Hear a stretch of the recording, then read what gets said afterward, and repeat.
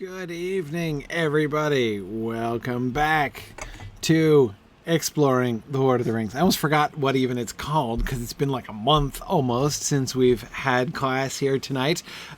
Super excited to be back with you guys again tonight. I know it might not seem like it because I'm even later than usual, but that's not because of a lack of excitement. Rather, that's because of the enormously busy day I have had, including a really exciting trip up to Concord, New Hampshire. So today I appeared and testified before the New Hampshire Senate Education Committee talking about Signum University. So that was really fun. We're actually going to link, there's an audio recording of the session on our bill, which we're going to link to. We want to see if we can quietly set a record for most downloads of any particular audio recorded Senate hearing session in recent memory. So we're gonna link you to that as soon as that's available. But anyway, no, it was really fun. I had a great time at the Senate Education Committee today. They don't vote today, so sadly there's no like actual results to report from today. But it was great, and many thanks to Jamie and Sparrow, two of our wonderful Signum folks who also live here in the state of New Hampshire, who also came and testified today, which was awesome. So our bill for official state-sanctioned degree granting authority in the state of New Hampshire continues its slow grind forward. There's been times in this that I've been saying to myself, I wish I had paid better attention in high school social studies, because I don't remember the whole sequence of how the bill goes through the state legislature of New Hampshire. But anyway, we are totally we're totally getting there. I see Tarloniel's joking that I had a great time in the Senate Education Committee today is a sentence you don't hear every day, which of course may be true. But anyway, no, it was good. It was good. Today was fun. So, okay. However, yeah, for Thoughtless, needless to say, I was able to remember the Schoolhouse Rock song, which has helped, but that's federal, right? So there are idiosyncrasies of the New Hampshire process, which Schoolhouse Rock wasn't able to help me with. So, anyhow, so that's, there's not a New Hampshire edition of that song, sadly. So therefore it's trickier. It's trickier. Anyway, so this is so they did ask questions, Lilith. It was fun. It was clear. Like, one of the senators said at the very beginning, and I could tell she was kind of joking because I'd already met with her, but about sort of establishing that we're not a diploma mill. And I did keep a straight face, and I'm like, well, if we're a diploma mill, we're the worst diploma mill ever, right? I mean, come on. Like, how many diploma mills set out just to, like, okay, we're going to enable people to get master's degrees in Germanic philology, right? But people will be printing money, right, if they get this. Holy cow. So anyway, no, it was, like I said, it was, the question was asked in jest, and I answered in jest, but it was pretty funny. So no, this was a really great moment. And we we'll be moving on from here on to the full floor of the New Hampshire Senate is our next move, assuming that the committee does indeed vote to approve us, and we'll move forward. So anyway, that's a little Signum news today and explanation for why I'm like way more scatterbrained than usual, because I spent all day around legislators. So it's. Things happen to you when that happens. Okay, so the next. Oh, I see Schreiber. Congratulations for catching up and joining us. That's excellent. I always like to see first timers who have made the long, slow journey through our past episodes here catch up and join us here. Excellent. Gilgonthier suggests that we should celebrate by restarting book one and covering it even more slowly. Yeah, well, it's not to say that we couldn't cover the beginning of book one more slowly. Obviously, we really blew it there in retrospect, as we've said, but we'll get there. We'll come back. I think we should end with chapter one, going back and doing chapter one again, certainly. Anyway, we're totally going to get to chapter two today. However, before I get to there are two things I still need to do before we start chapter 2 tonight. So I do not have high aspirations for a large number of slides tonight. Let me just say that from the beginning. Did I say chapter 2? I meant book 2. Book 2, chapter 1, book 2 is what I meant. But before we do that, there are two things that we have to do. First is announcements, because there's like a ton of announcements. There's so much going on right now, even in addition to like today's news from the Senate. So all the announcements, exactly, Druid's Fire. So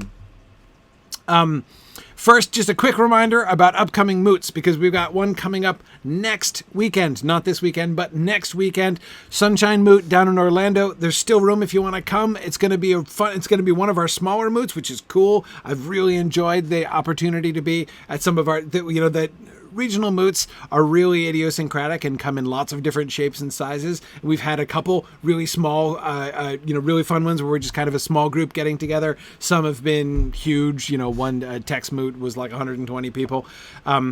But anyway, so I really look forward to the opportunity to get to hang out and get to know you a little bit better. It's going to be awesome. So if you could, if there's a chance you could still join us, you should totally think about doing that. It's next Saturday, the 23rd of March, down near Orlando.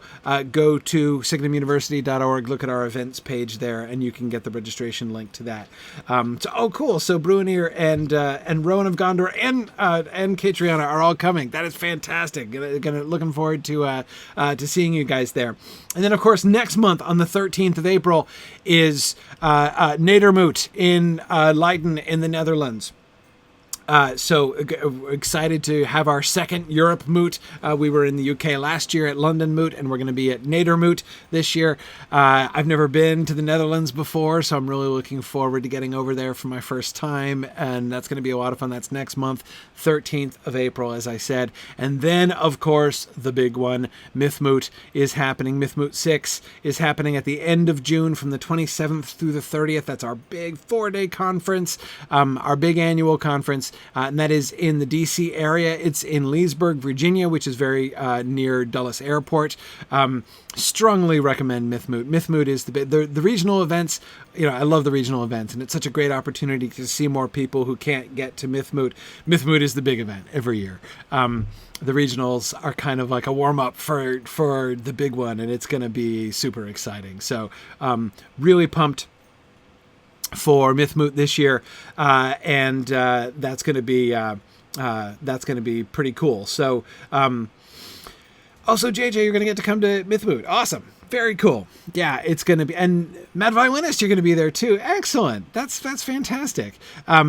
It's going to be such a great time. So the registration, of course, is open for that.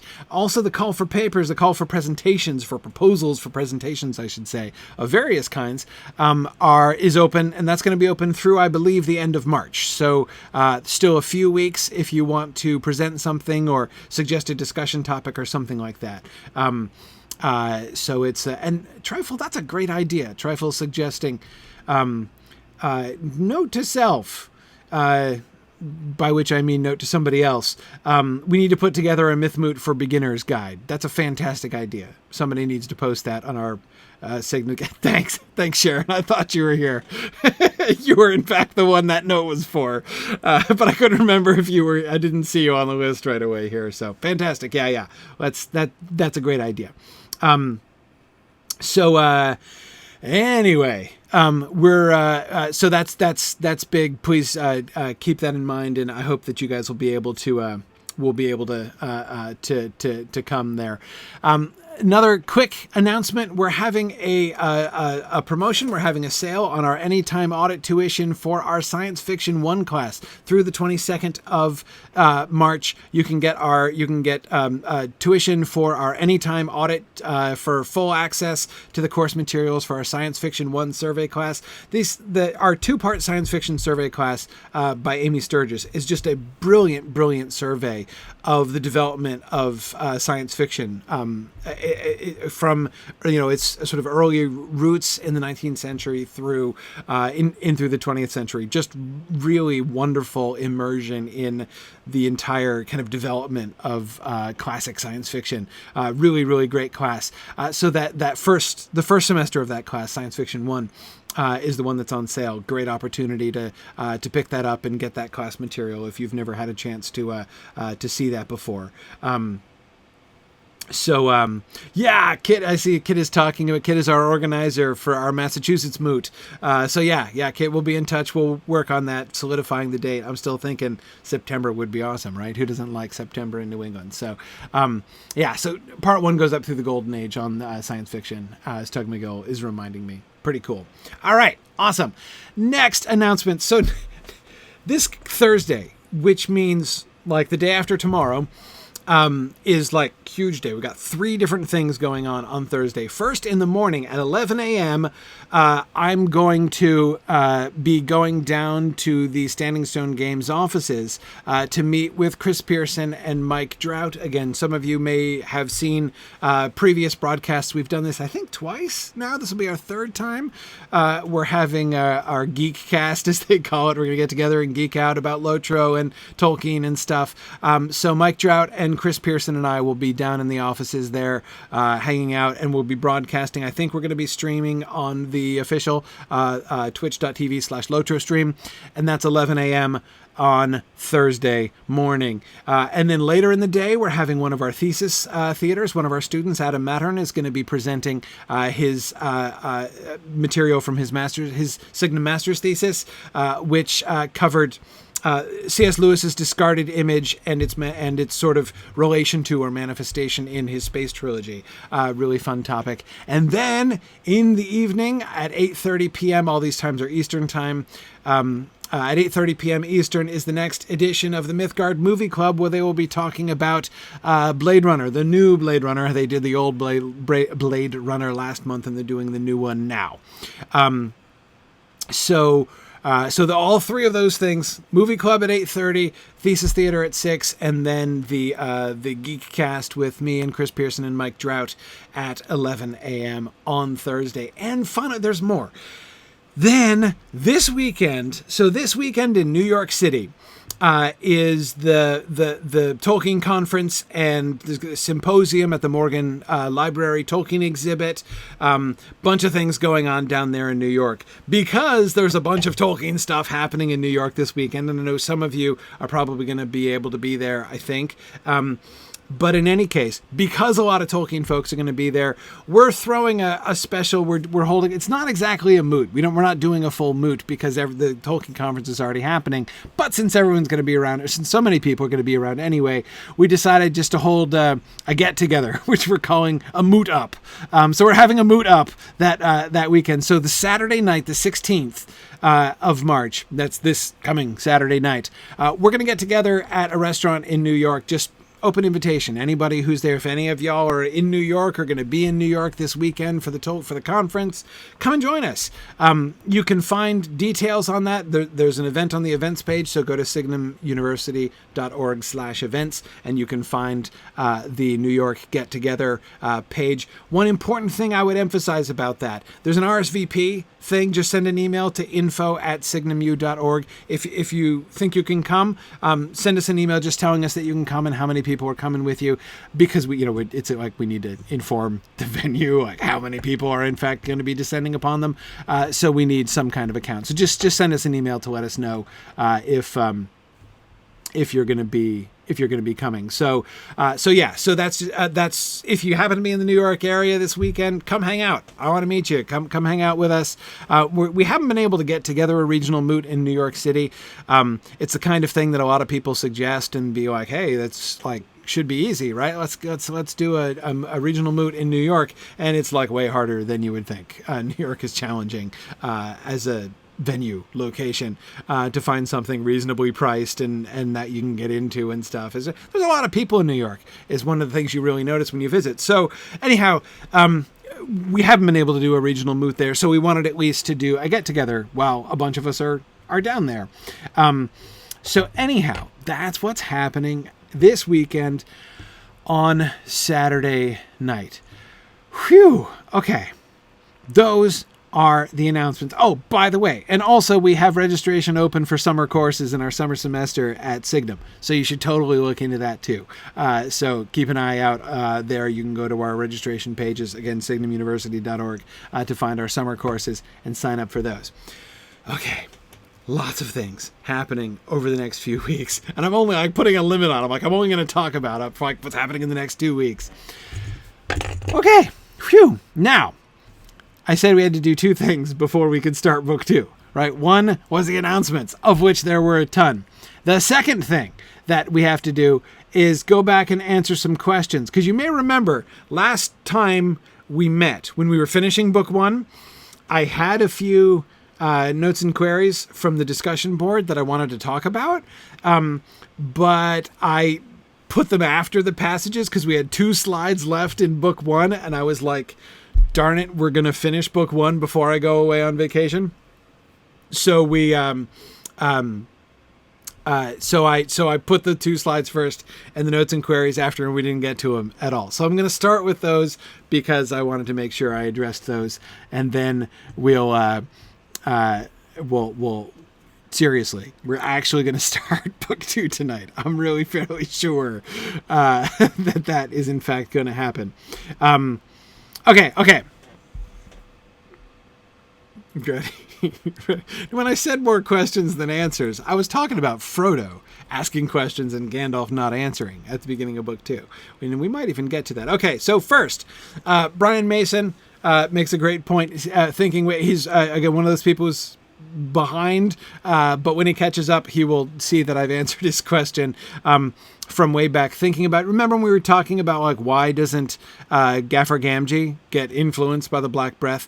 And he says, concerning the lack of Black Breath effect on the Gaffer, maybe this is something the Nazgul can control to turn on or off depending on the circumstances. In intelligence gathering mode, it would be advantageous to turn it off. Really great point. I don't think that's something we really talked about, but of course to me that makes a whole heck of a lot of sense, right? If you think about the Black Breath as just some kind of unconscious emanation from the Nazgul, right? It's just it's like Nazgul BO or something like that, right? It's just like, oh man, there's a Black Rider in the room, right? The Black Breath is reeking in here. If you think about the Black Breath that way, it does make, especially some of these earlier passages with the Gaffer, with Farmer Maggot, remember, all of that stuff gets kind of hard to understand how they're not affected by this. If we think of it as a more conscious effect, right, that the Black Breath happens when they are actively trying to influence someone, right, in this way, or to dampen their spirits, if not outright dominate them.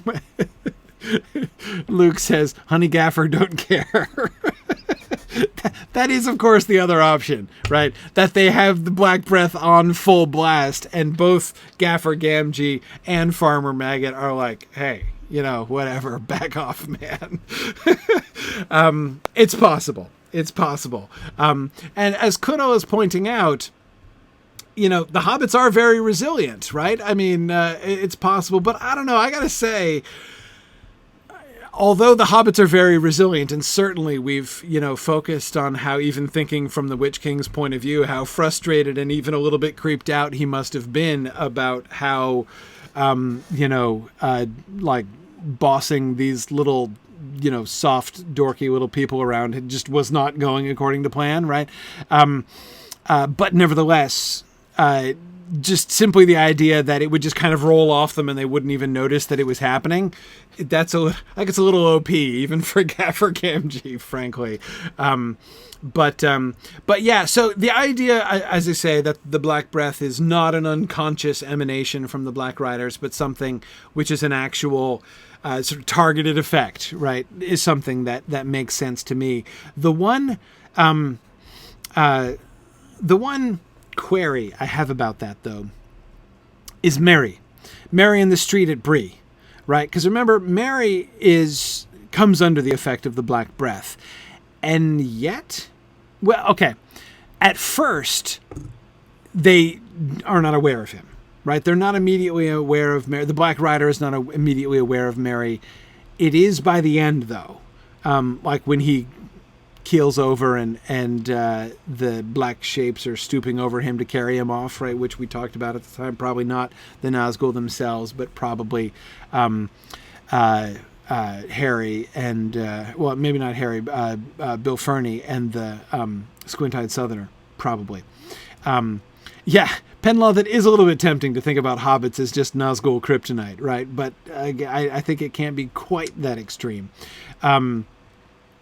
But yeah, so I guess it is okay, like it is safe to think of that the Nazgul were aware of Merry. So that was the one example I could think of off the top of my head that we've seen of a time when someone was definitively affected by the Black Breath, and yet the Nazgul was not even aware that they were there, which would suggest that it is more like an unconscious emanation. But again, I don't think, upon further reflection, I don't think that example fits.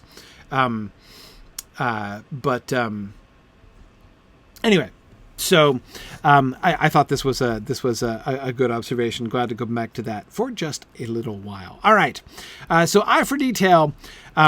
This was a much longer discussion, which I couldn't quote all of, but I wanted to narrow in on this one particular point that he was making. In particular, he was thinking about the Nazgul at the ford and how they got there, and sort of what that suggested. He was following up, it was about the lack of lackeys at the ford. He was following up an earlier point about when they crossed the road and the suggestion, how do we know that they weren't using human lookouts, right? Back when we were trying to figure out how were they spotting the party crossing the road. And I believe Eye for Detail was in the maybe they do have human scouts. We don't know that they don't, right? It's not mentioned, but it's not explicitly denied either. And it would make sense having used humans in, like if they were, like dragging Bill Ferny along with them to make him continue to serve them, like, that could happen. But anyway, one of the things he was saying was that that seems less likely since we don't see any evidence of anybody else, right? It's just the 9 riders at the ford, and presumably had they had any other assets in the area, they would have, allocated those assets to the ford of Bruinen in order to try to help with this situation. So, and that makes a certain amount of sense to me. But anyway, so here's the excerpt of the long discussion, which with some interesting responses to it as well on the discussion boards. By the way, in case you're one of the people wondering, where are these coming from and how do I get involved in these discussions? Forums.signumuniversity.org is the answer. That's our discussion board for a bunch of different things. So we have, for instance, that's where like our film discussion boards are. If you are interested in participating in the Silmarillion Film Project and our creative process there. And also that's where our discussion boards for Exploring the Lord of the Rings. So look for the Exploring the Lord of the Rings forum there on the Signum and Mythgard forums. And then you can navigate through to the Questions for Narnian section. And that's where I go every week to look for people's comments and questions. Okay. So he says, this brings us back to the question of how did they spot the party on the road? And even here, as it is still mostly light out, late afternoon, like how do they see them from the ford? The Nazgul would have had to be well off the road for them not to have been spotted, for the Nazgul not to have been spotted. And, oh no, Ardencran, you don't have to be part of the university to join. You do have to like create a forum account, but anybody can create a forum account. In theory, as long as it's working properly. And I think we just rebooted it, so it should be, I hope. Okay, so remember while there were some pine trees, they have been passing through an area with much grass at either side, and they've got Ranger and freaking Glorfindel with them. If the Nazgul were just off the road, I'm pretty sure they would have been spotted, so most likely well off the road in the pine trees. So how do these creatures, mostly blinded in the day, spot the party?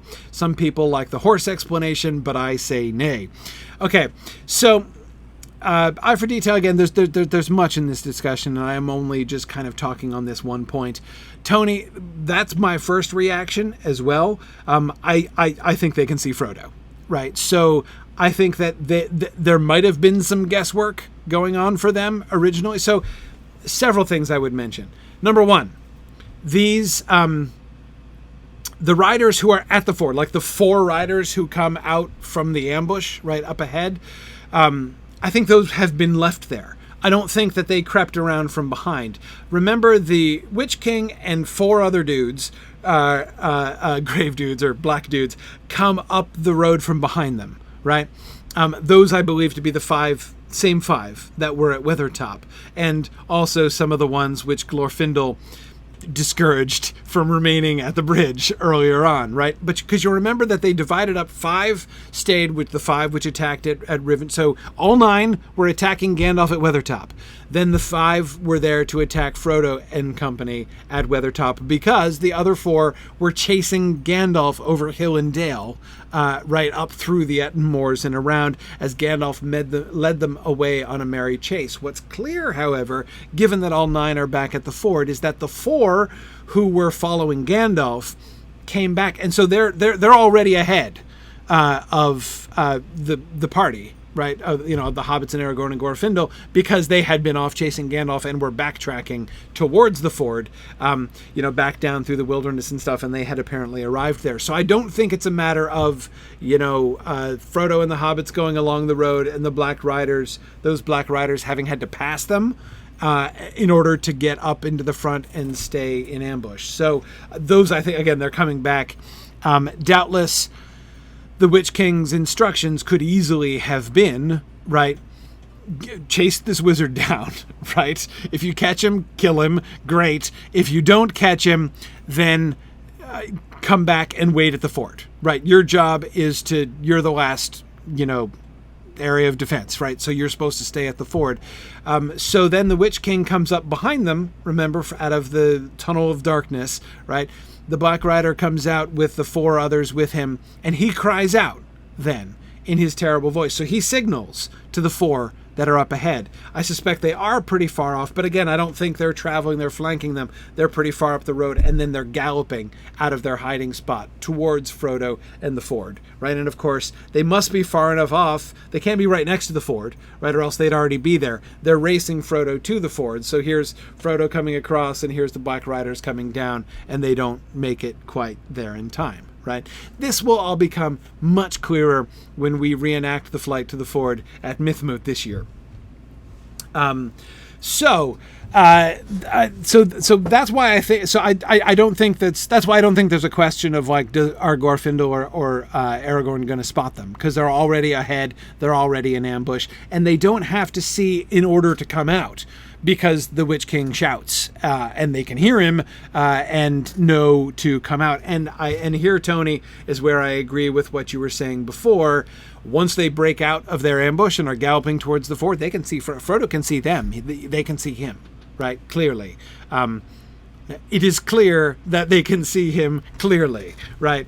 Just as he can see them clearly. I don't think there doesn't seem to me to be any real question about that. So just as Frodo no longer needs to be wearing the ring in order to see their faces beneath their hoods, I have every reason to think that they don't need any help from their horses to spot Frodo. I suspect that, I don't know, thinking about what that would look like from the Black Rider's point of view is a little bit interesting, right? Would they just see Frodo? Would they see Asphalloth? Right? Would he be visible to them because he's an elf horse? Can they see elf horses? Does Asphalloth exist also on the other side? Is he a shining light, or maybe a white flame, a flash of white flame to their eyes? Yeah, I'm not really sure, right? But anyway, so those two things seem to be enough to explain their motions at the ford. Mike is saying it must be a pleasant recollection of their early days. I haven't actually seen anything in centuries, right? Well, presumably they've seen other wraithified things. Mike, here's my question. I wonder what Gollum looks like to the Ringwraiths, right? Is he like a vague, shadowy shape, a slightly more defined shadowy shape, right? He's not wearing the ring. He's not in the Wraith world. He's not faded. He's, thin and tough still, as Gandalf says. And yet, right, he's been dominated by he's been so marked and his spirit so twisted by the ring, you got to think there's some kind of residue, right? What would he look like? Would he look like? I mean, he's not. Glorfindel is different. We know Glorfindel's in a different category, right? Would he look like? I don't know. Would Gollum look like? I don't know, like the infrared outline that like the Predator can see from the Predator film, right? I don't know. Like, is that what it would be? I don't know. But yeah, Tony, exactly. He's met them, right? They will have seen him before, and we're never told this, but I feel like I need to know what Gollum looks like to the Wraiths. Anyhow, okay. But now I'm just simply digressing, which is irresponsible. Final note and query before we actually begin book 2 tonight. Saxo Runesinger, really wonderful point. This is building off a point that Saxo has made before, which is in response to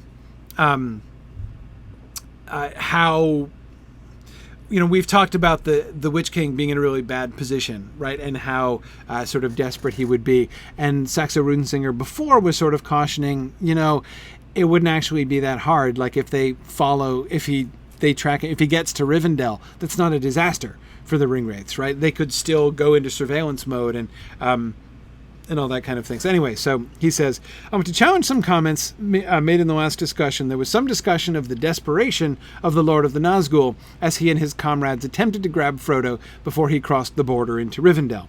I know that the Ford of Bruin is also known as the Ford of Rivendell and that Elrond controls the river, but keep in mind that there is still more than 20 miles between the liminal zone of the Ford and the Valley of Imladris. So I might argue that saying that Frodo will be safe from pursuit once he crosses the river might reflect more about the barrier of the flowing river than it does about the boundary of Rivendell/Fairy. So just to pause on that one for a second, that's a good point. And we've sort of talked about that, how like Frodo doesn't think that he's safe and he's probably wrong, but he's not totally wrong, right? Anyway, so there's...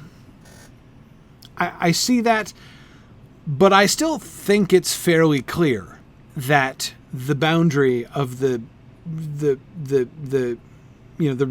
Ford of Rivendell is a significant boundary. I mean, I agree there's a difference between the Ford of Bruinen and the edge of Imladris, right? Once you cross the river, you haven't arrived yet. There is indeed 20 miles of hard going, and you might not even find the right valley, right? As we remember, Gandalf struggled with that. Even Gandalf just struggled with that in The Hobbit, you'll recall. Okay, so that's true, and yet, as is made evident by events, right? That boundary is also a real boundary, right? The power of Elrond extends to that point. Think of this statement, the quite flat and rather impressive statement made in The Hobbit, evil things do not come into that valley, right? Where's the boundary of that, right? Do evil things not come as far? Like, how close to the valley exactly are evil things permitted to come? Is this the boundary, right, across which evil things are disinvited, right, from Imladris? The fact is, you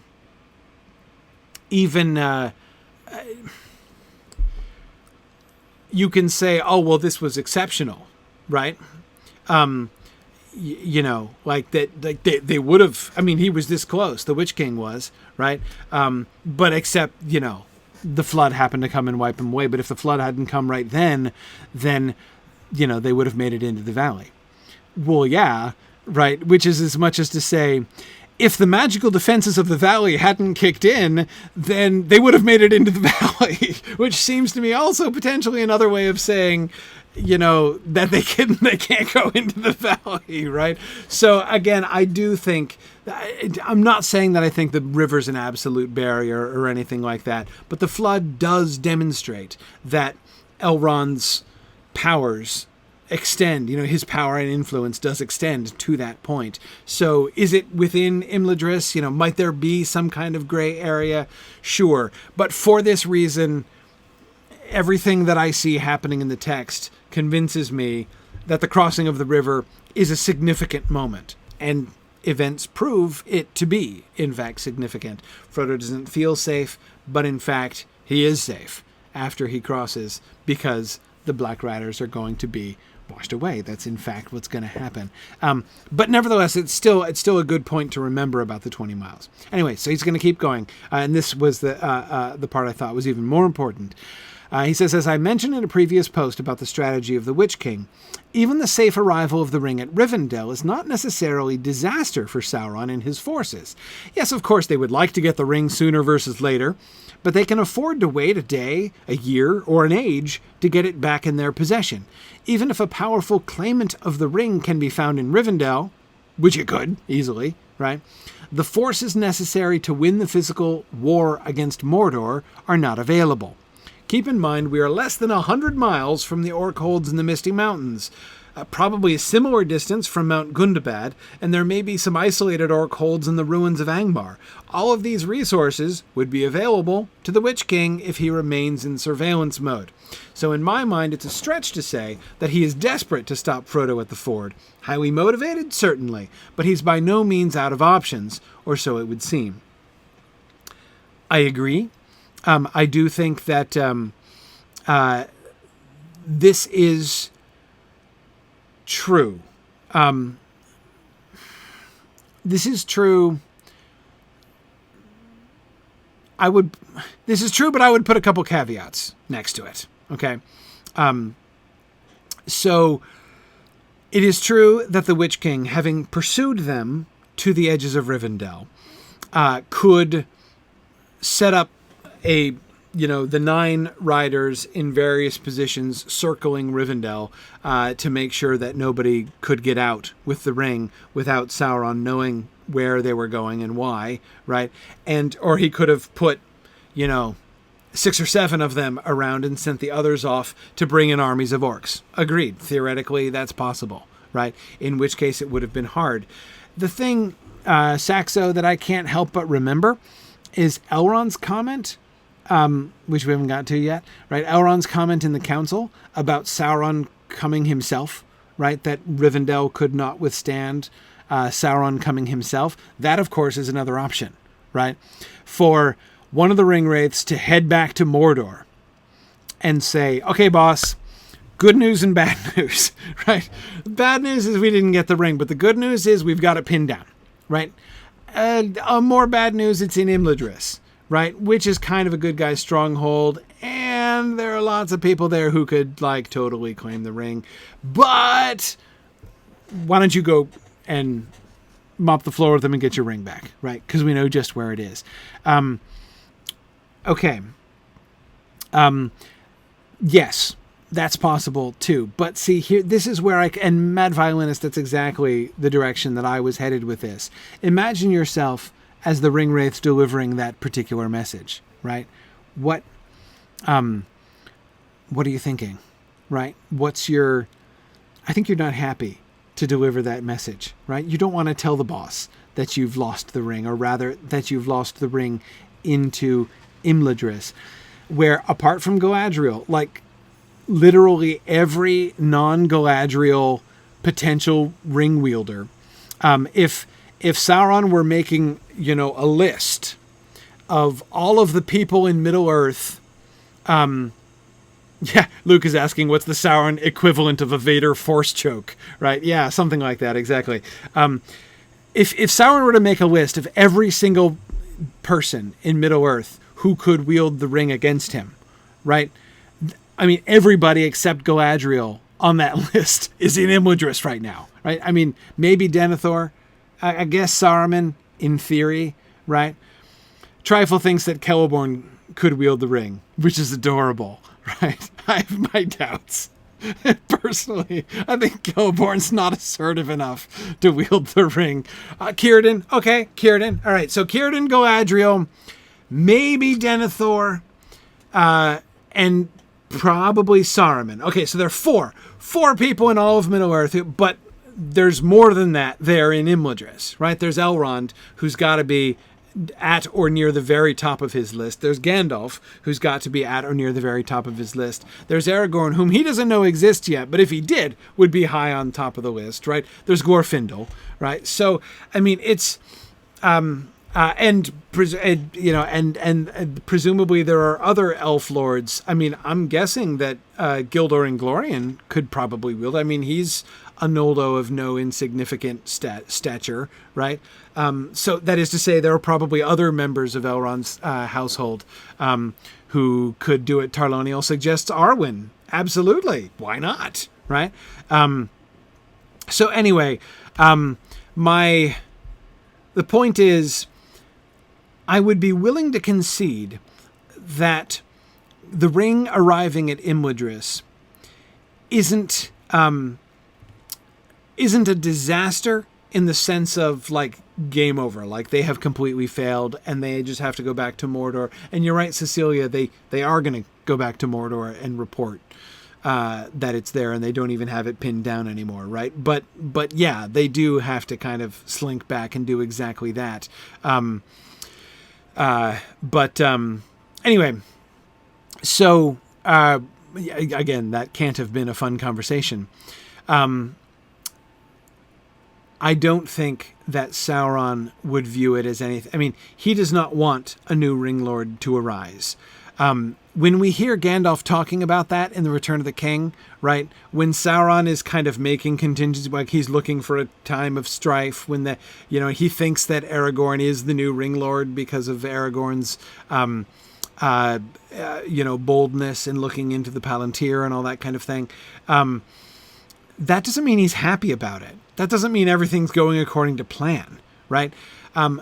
Sauron has some moves he can still make. He's not going to give up. He's not going to run away from Aragorn, even though he believes or suspects that Aragorn could potentially wield the ring, right? So he's Sauron still is going to act and still could conceivably win. But it's not like this is what Sauron wants, right? So Mad Violinist, back to the comment you made, the Mad Violinist was saying that the thinking that says like, well, maybe they'll take it up, maybe they won't take it up. Sauron putting himself into the minds of his opponents and imagining what they would do when the Ring of Power comes into their possessions. Gandalf does say that's a weak point of his, right? He doesn't get the way that they look at things. So he is going to assume. He's got to be assuming. And this is interesting to think about because I think often we don't think about this way. Once the Nazgul get back there and report this to him, he's got to be thinking that, right? He's got to be thinking that. He's got to be thinking that this is their move, right? The ring is in Imladris. Great. The ring is in the hands of like at least half of the people I would most not want it to be in the hands of, right? Great. So, which one of them is going to take it up? That's got to be his only question, right? One of them is going to be taking it and is going to be coming against me. So that's why his reaction when the Nazgul come back is to start making quick preparations for war, right? So remember, when Aragorn shows himself to Sauron in the Palantir, that's not the moment when Sauron is like, oh, somebody must have taken up the ring, right? That's the moment where he's like, oh my gosh, it's the guy who took up the ring, right? Sauron has to be thinking somebody's taken up the ring long since, right? Somebody in Rivendell took up the ring. And now he's got to figure out who is it? Who is it who took up the ring? What are they up to, right? What's their move? And how can I best counter it? I know how I can best counter it by squashing everybody. I'll just squash everybody, right? I'll move in the north. I'll move down here. I'll move down here. And let's just chart Earth this whole thing starting now, so that whatever the new Ring Lord tries to do, they won't be able to. That's got to be what Sauron is thinking from this point.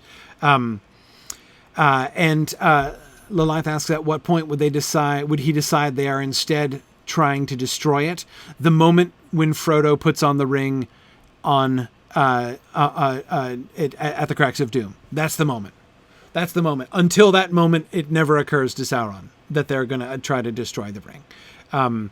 So yes, when Frodo is holding the ring at the edge of the Cracks of Doom and puts it and claims it for his own and puts it on his finger, is the moment when Sauron decides that they're instead trying to destroy it. Until that point, he is operating under the premise that they are that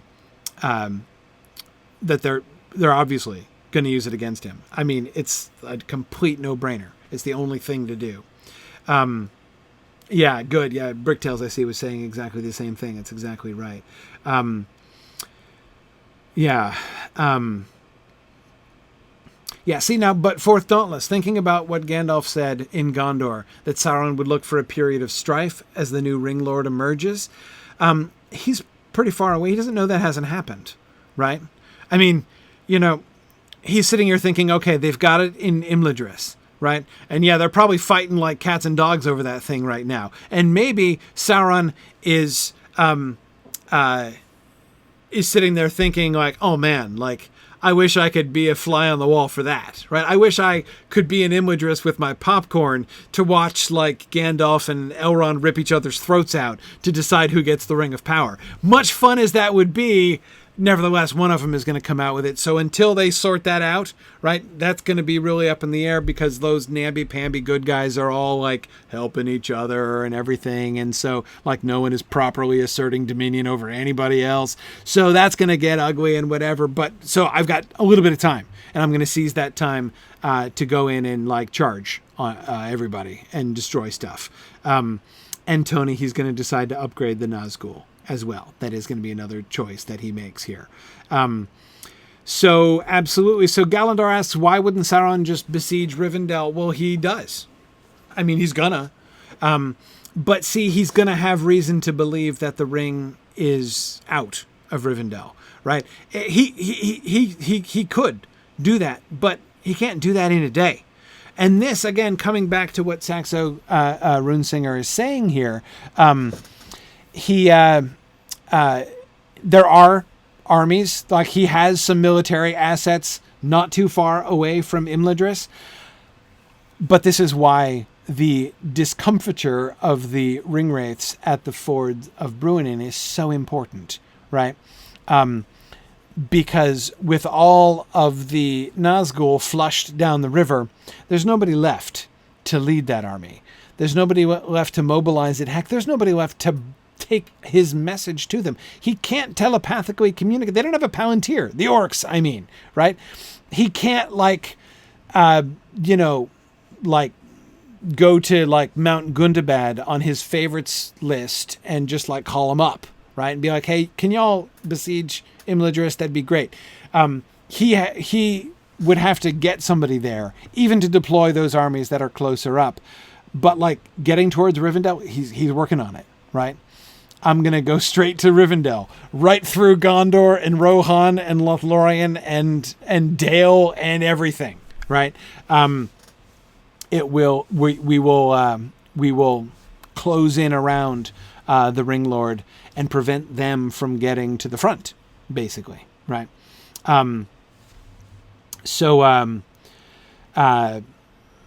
Anyway, yeah. So yeah, I think he's like besieging Rivendell is basically the plan. Remember, he did that before.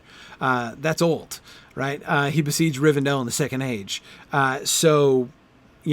He knows just how, right? It didn't pan out so well the first time, but he does know how to do that. But again, to do that, he's got to get his armies into Eriador, and he doesn't have the capability for that. And so you'll notice by the time it comes to it, by the time the war begins, he will have had enough reports, right? There will have been enough rumors of what's going on for him to say, all right, something's on the move, right? The ring is not in Rivendell anymore. So Operation Let's Besiege Rivendell is going to go by the wayside. And I know that it seems a little crazy that they stay in Rivendell for months just like waiting to see what the scouts report, right? As we'll get to later on in chapter 1.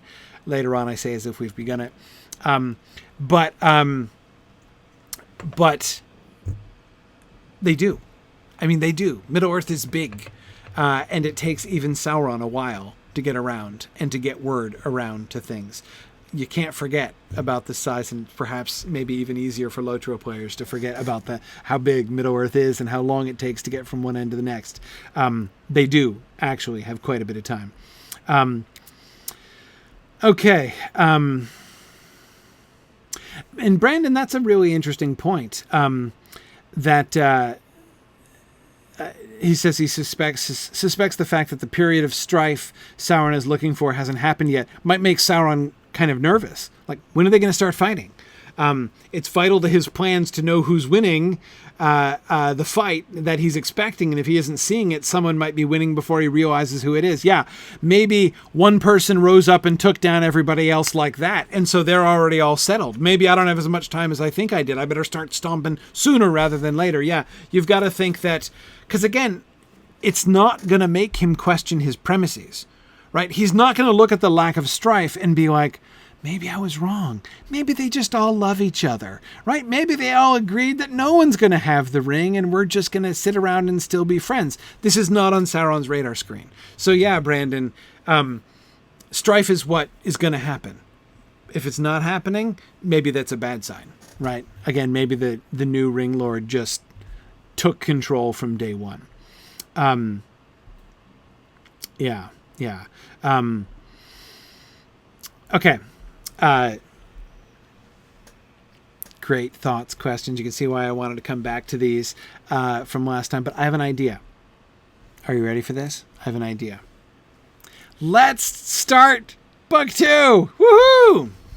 Frodo woke and found himself lying in bed. At first he thought that he had slept late, after a long, unpleasant dream that still hovered on the edge of memory.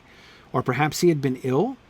But the ceiling looked strange. It was flat, and it had dark beams richly carved. He lay a little while longer, looking at patches of sunlight on the wall, and listening to the sound of a waterfall. "Where am I? And what is the time?" he said aloud to the ceiling. "In the house of Elrond, and it is 10 o'clock in the morning," said a voice. "It is the morning of October the 24th, if you want to know." "Gandalf!" cried Frodo, sitting up. There was the old wizard, sitting in a chair by the open window. "Yes," he said, "I am here, and you are lucky to be here too after all the absurd things you have done since you left home." Frodo lay down again. He felt too comfortable and peaceful to argue, and in any case he did not think he would get the better of an argument. He was fully awake now, and the memory of his long journey was returning.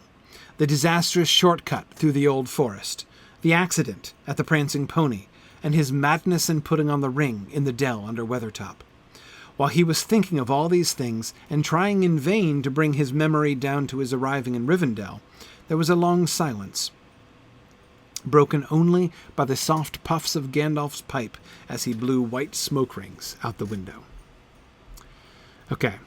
And Eternal Cow, if you're thinking of Gandalf's tone, right, the tone in which Gandalf addresses Frodo right away, I agree, it's very Shire-like, right? This is hobbitry.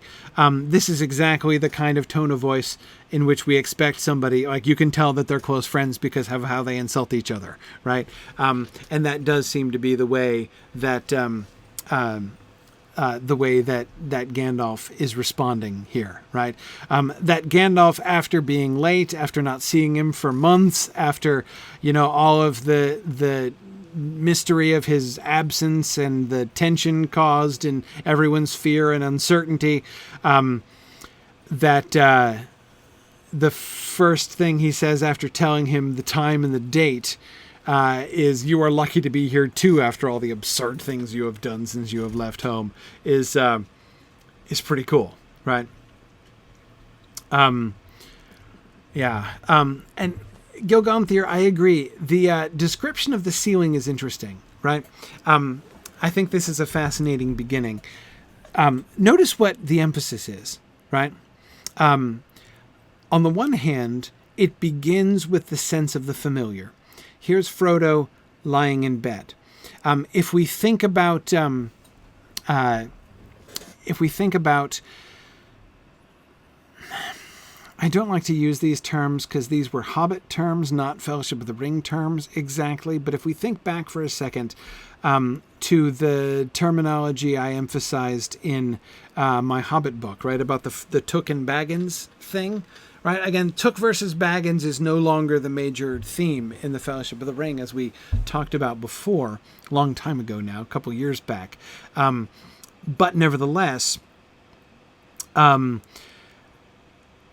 notice the way that this kind of frames it, right? When he wakes up, he's lying in bed, and his first thought is that he's home, right? That he's at Bag End, in his own bed, and that he's woken up and it was a dream.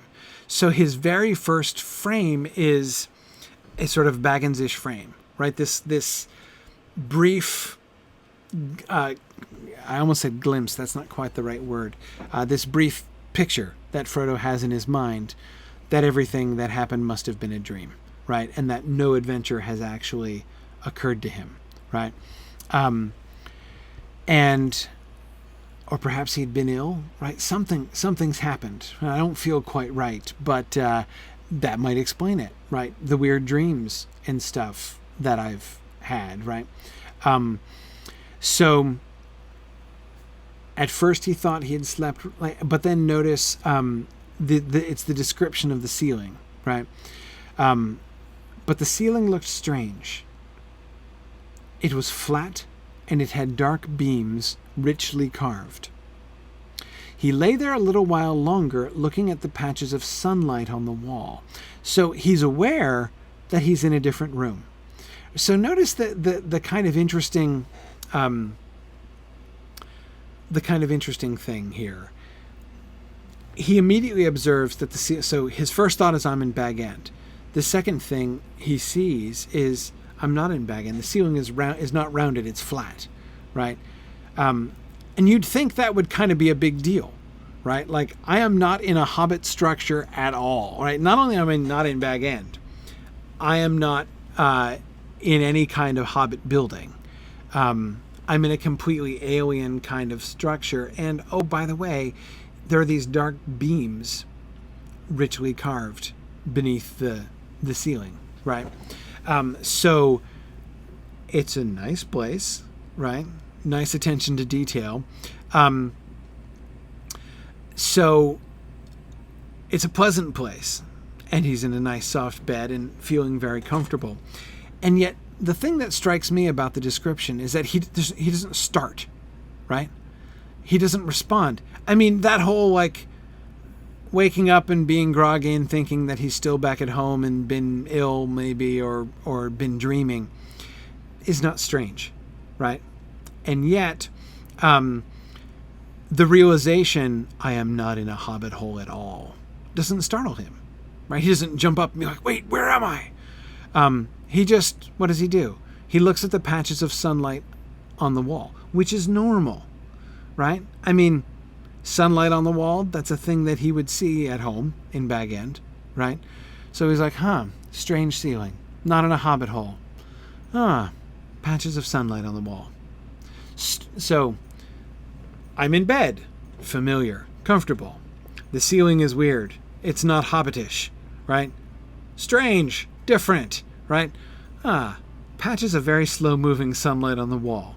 Comfortable, familiar, right? Sound of a waterfall. Strange, different, right? I'm not used to waking up where there's a waterfall right nearby. So it's like he is processing what he sees sort of slowly and in gentle stages, right?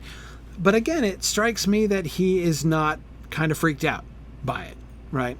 At any point. And then Tony, yeah, exactly. He starts talking to himself out loud, right? Where am I, and what is the time? He said aloud to the ceiling. Now, I don't think that he said that aloud to the ceiling because he expects to be answered by the ceiling, right? I think he's just talking to himself he seems to assume that he's alone in the room, right? And so he starts talking out loud. Where am I, and what is the time? He said aloud to the ceiling.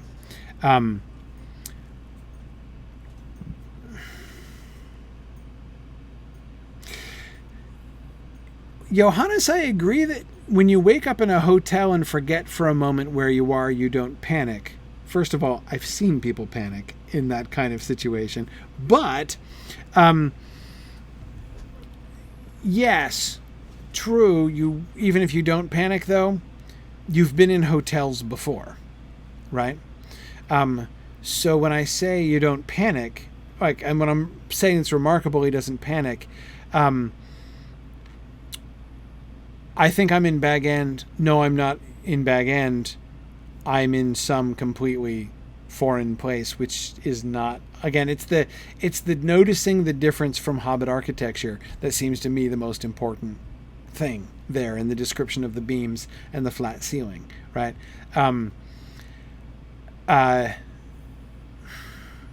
I think Johannes, I would suggest I would turn it upside down, right? That is, I would say, if I woke up and looked up and the ceiling above me was rounded, right? Was curved, tube-like, right? I'd be a little freaked out, right? Not just because I didn't remember where I was, but I'm like, whoa, I'm in some completely different kind. This is not a normal building. Not only is it not a building, not only is it a building I don't remember getting to, right? Even, and not only is it not my house, right, and my bedroom, but this is like alien architecture, right? I am somewhere the like of which I've never been before, right? Again, not only a place like a strange room in a hotel, but again, like you've been to hotel rooms. So even if you don't remember and you look around and you're like, I'm in a weird, strange hotel room. Where am I? What's going on? Right? Again, no, you don't panic because you've been to hotel rooms before, right? Anyway, several people are saying that, of course, he should be able to smell the elves. So, that's presumably comforting. Eternal Cow and Zephin are wondering if there is some kind of calming spiritual aura about the place as part of the healing process from Elrond. Is he still, at least in a sort of psychological or spiritual way, slightly sedated, right? Maybe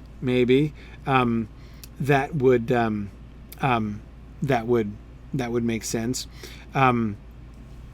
And I agree, Kit. He's comfortable, so he's not in the hold of the bad guys. And I forget, somebody was earlier contrasting this to when he woke up by himself in the barrow, right? And certainly this is a very different experience from waking up in the barrow, right? No question. Fort Dauntless says, where am I seems a normal question to ask yourself because maybe you could figure it out. What is the time is just odd.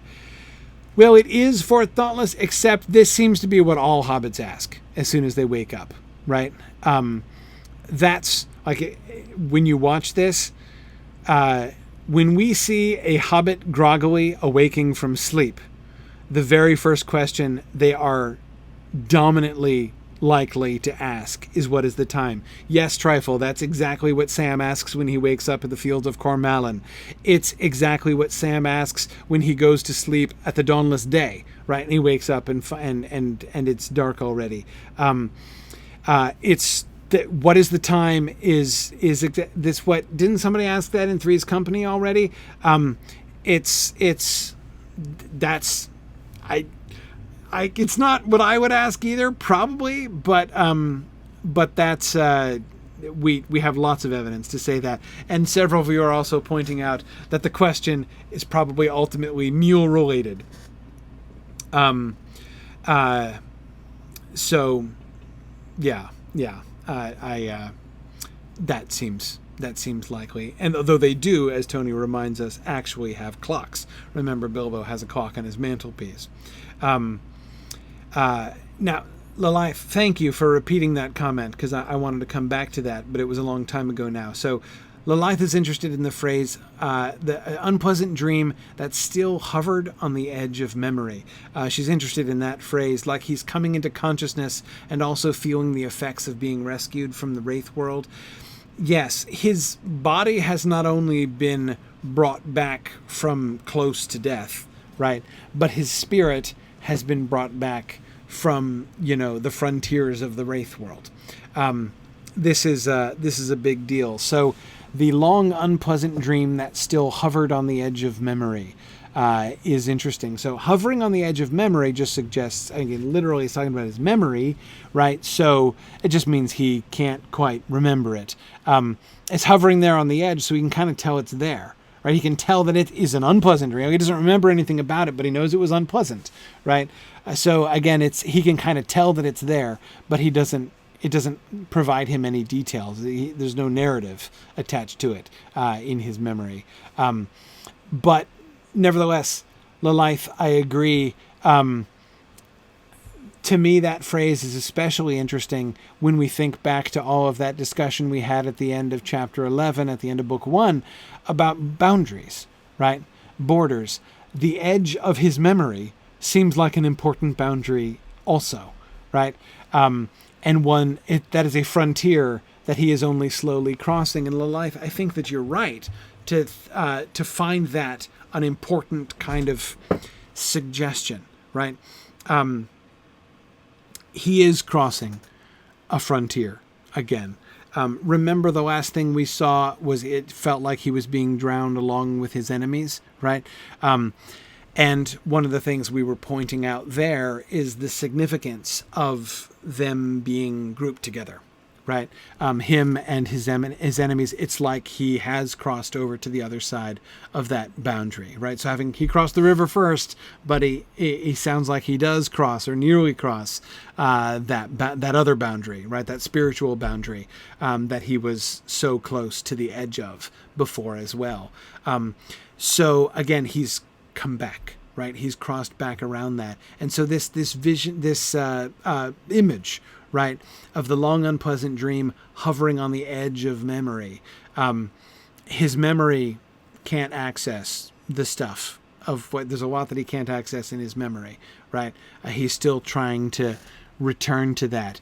But I think that seems to be a kind of, like synecdoche for how he is returning in spirit and wandering back in spirit. Yeah. Anyway, I think it's interesting. And is the memory loss a consequence of the healing? Well, no. I mean, some of it is just because he was unconscious when it happened. Like, he doesn't remember coming to Rivendell because he didn't. He was unconscious then. So why would he remember it? So some of the holes in his memory are because he has been comatose for a while now, and he has no memories from that time. So some of that is very, very simply explained in that way.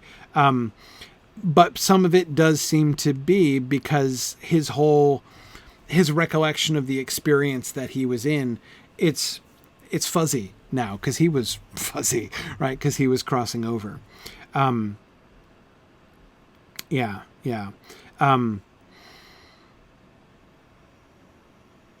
Okay, good. And yes, Ardent Crown, some of it he doesn't want to remember either. Okay, so he wakes up and he asks, where am I? And what is the time? Right? So he asks his hobbity questions and receives, I would have to assume unexpectedly, to himself, an answer. In the house of Elrond, and it is 10 o'clock in the morning, said a voice. It is the morning of October the 24th, if you want to know. So he is given an answer by the Shire clock and the Shire calendar, and an answer which, of course, started with the excellent piece of good news that he's gotten to the place that he was heading, right, in the House of Elrond. Here I am tempted to recall the discussion we had about Glorfindel's identification, right, about how he dwells in Rivendell, right? You are in the House of Elrond, right? It doesn't say you're in Rivendell. Let's go to Rivendell. When we get to Rivendell, that's been the primary sort of force and reality of the Hobbits' lives for quite a while now, as they've been traveling, and through all of this very tense time. But that's not what Gandalf says, right? What he emphasizes is, you are in the house of Elrond, right? You are under, and therefore by extension, you are under Aragorn. You're under Elrond's authority, right? You are under his power. You are sheltered by the power of Elrond, and that's a big deal. Yeah, Brolio says it's a wonder that his thoughts don't turn to Sam immediately upon learning this. They do pretty quickly. Of course, his very first reaction is, "Oh my gosh, it's Gandalf!" Right? But as soon as he gets past that, he does inquire after Sam. So he is very quick to think about Sam. So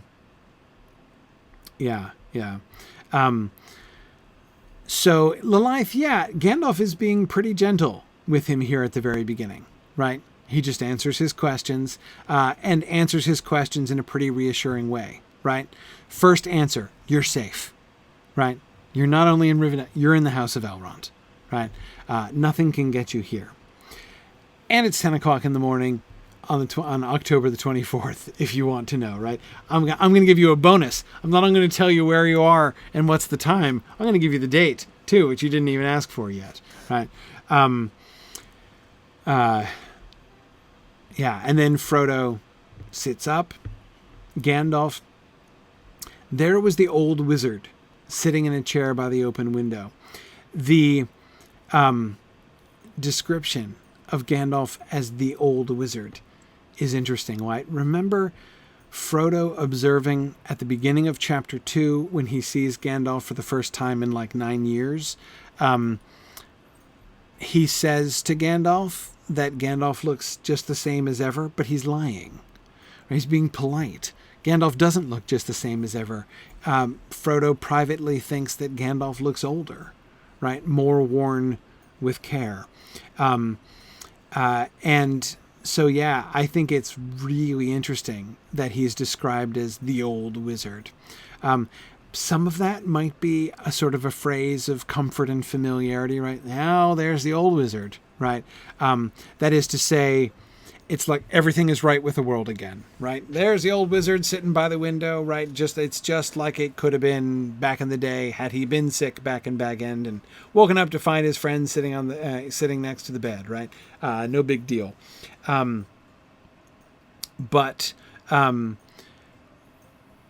But also, again, I can't help but recollect that memory or that observation, that noticing by Frodo of Gandalf's aged appearance as he's sitting in a chair by the window here.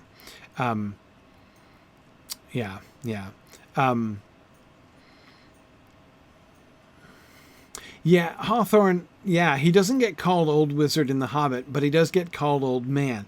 In fact, he's introduced as a little old man.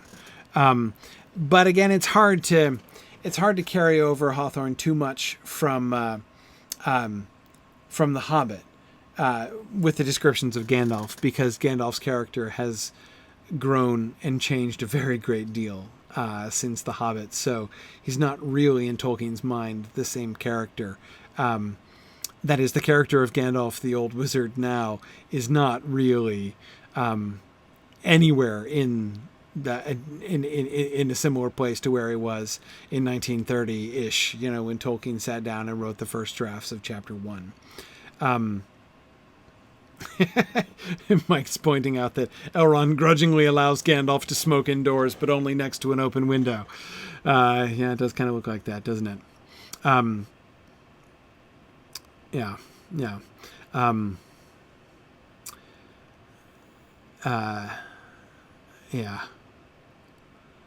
Okay, I'm not going to make I was going to make an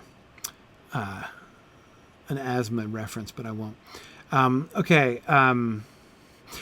Zeph and I agree. The overall atmosphere of this is the sort of wake up in heaven motif, right? Bad things are gone. The feared dead are sitting here comfortably. There's lots of light. He never does ask, right? Like, wait, am I dead? Right? Is this did you die and that's why you didn't come and now I'm dead and I'm in heaven too? Yeah, there's that doesn't seem to be thrown out here as like a viable interpretive option. Like if we do think that, we're not really permitted to think that for very long. But Zeph and I don't want to. That doesn't mean I disagree with you.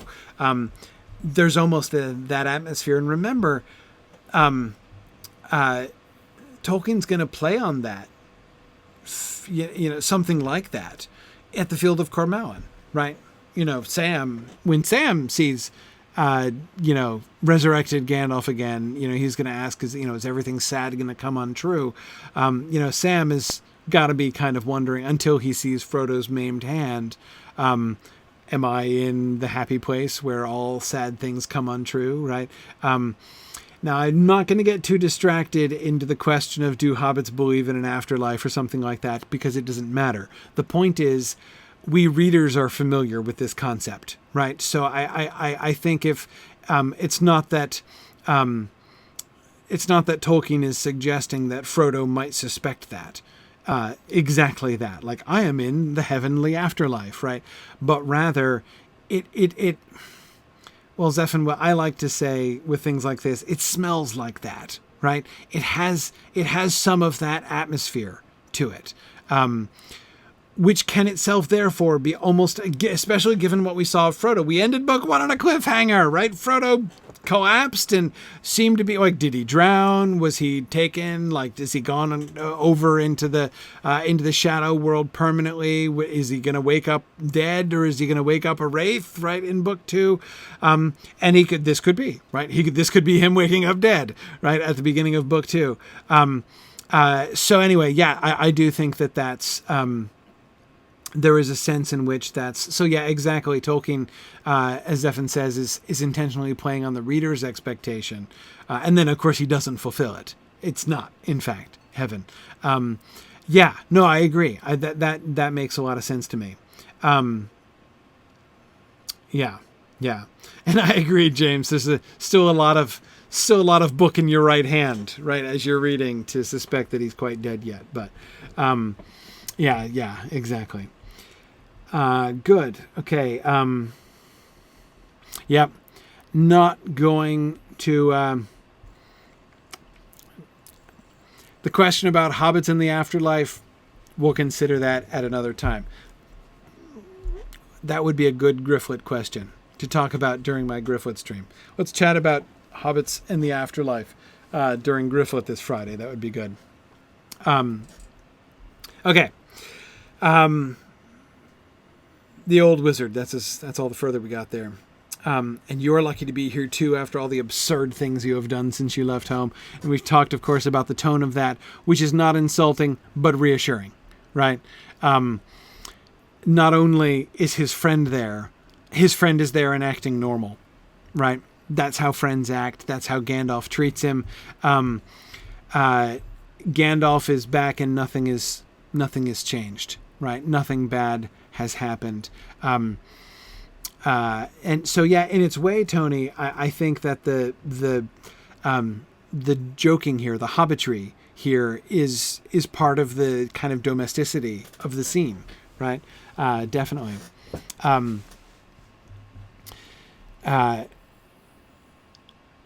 Frodo lay down again. He felt too comfortable and peaceful to argue. And in any case, he did not think he would get the better of an argument, right? As he thinks about it, he's like, absurd. Well, it's a fair cop. You got me banged to rights. I have done plenty of absurd things since then. Yeah, Tony, it is interesting to think, how exactly would you do Gandalf if you were an actor portraying Gandalf, delivering that line, right? How would you do it? Deadpan or with a wry smile? I think deadpan, right, is how I would do that too. Yeah, I think that would be the tone. But look at his review of things, right? As the memory begins to return, right? As he begins to go back again in his mind over the journey that he has been through on the way there, look what he thinks about. The disastrous shortcut through the old forest, the accident in the prancing pony, and his madness in putting on the ring under the dell in Weathertop. Now, there are a few things that those three incidents have in common, right? One, of course, is he put on the ring in all three places, right? So there is something... there is something that is an interesting trend, right?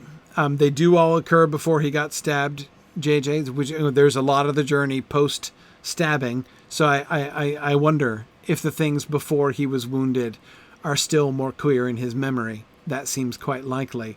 The ring is likely on his mind, and so the fact that the ring is similar there. But the other thing that I would point out, all three of those things were things that he himself did. Not things that happened to him, right?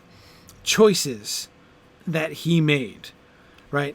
He chose to take the shortcut through the old forest. That was his initiative, right?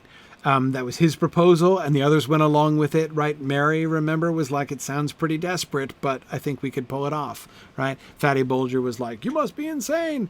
That was his leadership that led them into the old forest. The shortcut through the old forest. The accident at the prancing pony was on him, right? As Aragorn emphasized at the time, right? What did you do that for? And even though it was an accident, even though he didn't intend it, he did put his foot in it, or shall I say your finger, right? And then, of course, his madness in putting on the ring in the dell under Weathertop, for which, afterwards, he was rebuking himself for weakness of will.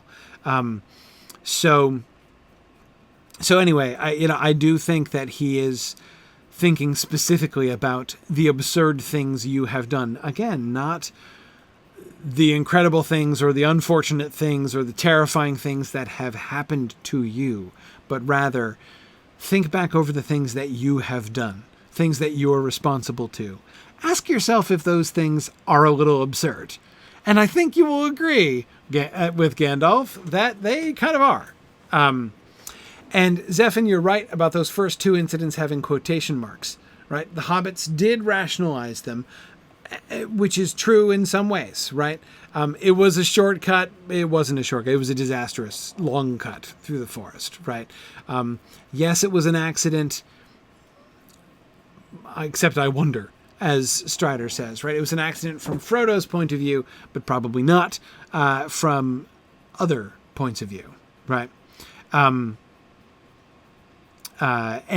But you're right, Zephin, the madness in putting on the ring in the dell under Weathertop is something that he confronted right away, right? And I agree, Brolio, hindsight is always 20/20, right? So looking back on it, he can now clearly see that those were disastrous decisions, even in some cases, perhaps absurd decisions. But I agree, it's a little hard under the circumstances, given how much he knew and didn't know, right?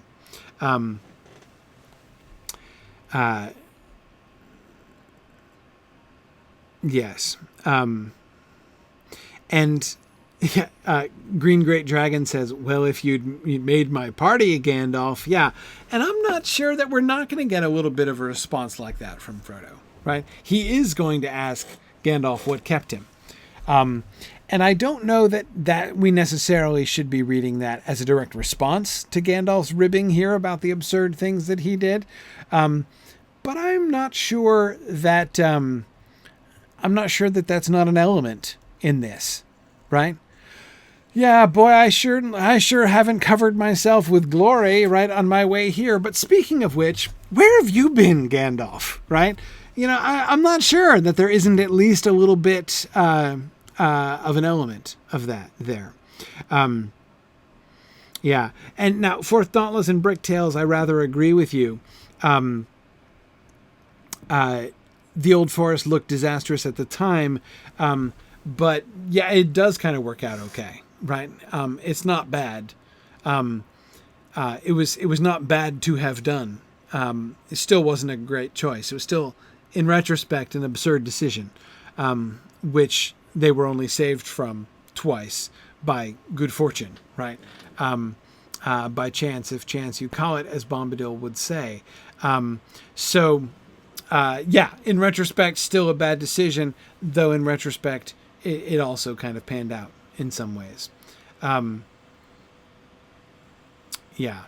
So, I agree. Hawthorne is saying the same thing, that it did turn out to be a kind of catastrophic mistake, right? Sort of, well, not a Felix culpa exactly, but a fortunate absurdity, right, on Frodo's part.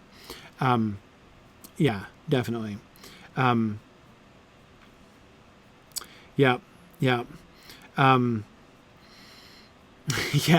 Tora Marthin says, who among us has not eventually been glad of a mistake? Oh, yeah, goodness, all the time that happens to me. So, notice where this passage ends, kind of like where it began. A long silence, broken only by the soft puffs of Gandalf's pipe as he blew white smoke rings out of the window, and they may or may not be going and floating off over a hill somewhere, right? The reminder of chapter 1 of The Hobbit and the smoke rings that Bilbo was blowing outside, and of course then the smoke rings that Gandalf blows in the parlor at Bag End. Smoke rings, on the one hand, are marvelous. In The Hobbit, it's clear that smoke rings are associated with calm, relaxation, comfort, right? Bilbo having a second breakfast on the lawn and blowing smoke rings afterwards.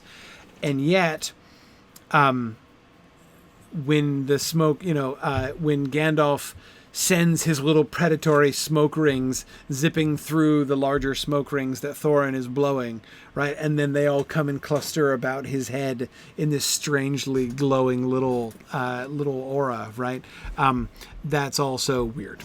Gandalf's kind of, his magical ability to blow smoke rings and influence smoke rings, is part of his wizardly charm. And yet even that, in retrospect, in context, is familiar. It's still a Bag End thing, right?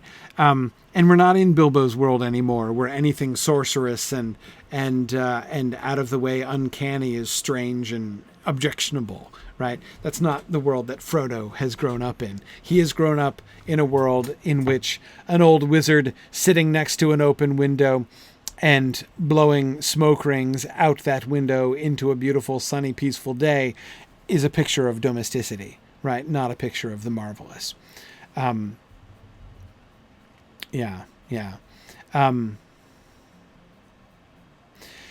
a great question.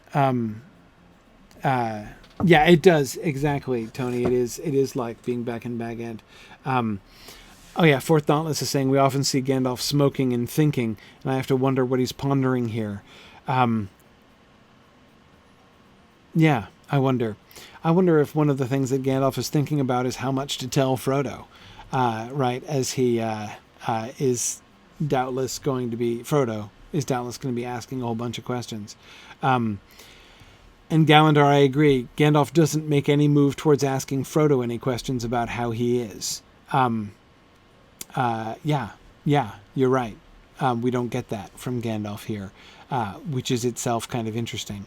His abstraction here from Frodo is interesting. Yeah, Tony says whatever Gandalf is thinking about might be a 3-pipe problem. It's a Sherlock Holmes quote. That's how Sherlock Holmes measures his cases in pipes. How many pipes he has to smoke before he figures out the answer. Very good. I don't know what Gandalf is thinking about, whether it's something like, what do I tell him, right? Where do we... Because it's clear that that's not a no-brainer for Gandalf, right? What he says to him and how he says it is part of the treatment of Frodo. Remember, his wound was not just physical. It wasn't even merely psychological, right? It was spiritual. Primarily a spiritual wound. A physical wound as well, but a spiritual wound as well. So he's awake. That's great. what's his spiritual recovery like, and how can that best proceed? Remember the whole question which I was alluding to in my title about hints and versus information, right? Fewer hints, more information. I was suggesting to Gandalf. The vocabulary for that I took from Frodo's conversation with Gildor, right? I can't imagine what information would be more terrifying than your hints and warnings. As Gandalf is going to be trying to kind of dance around, telling Frodo stuff, going back over the narrative, explaining, filling these holes in his memory, he is raising Frodo's curiosity, and Frodo is going to say something fairly similar, right? You kept from me about the ring wraiths because you were afraid I would be terrified, right? Gildor wouldn't tell me who the ring wraiths are because he didn't want to overwhelm me with fear.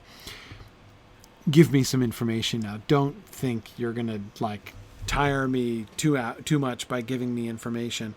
But again, I don't think this is just a physical treatment regimen question, right? I think we have to remember that this was a spiritual wound from the beginning.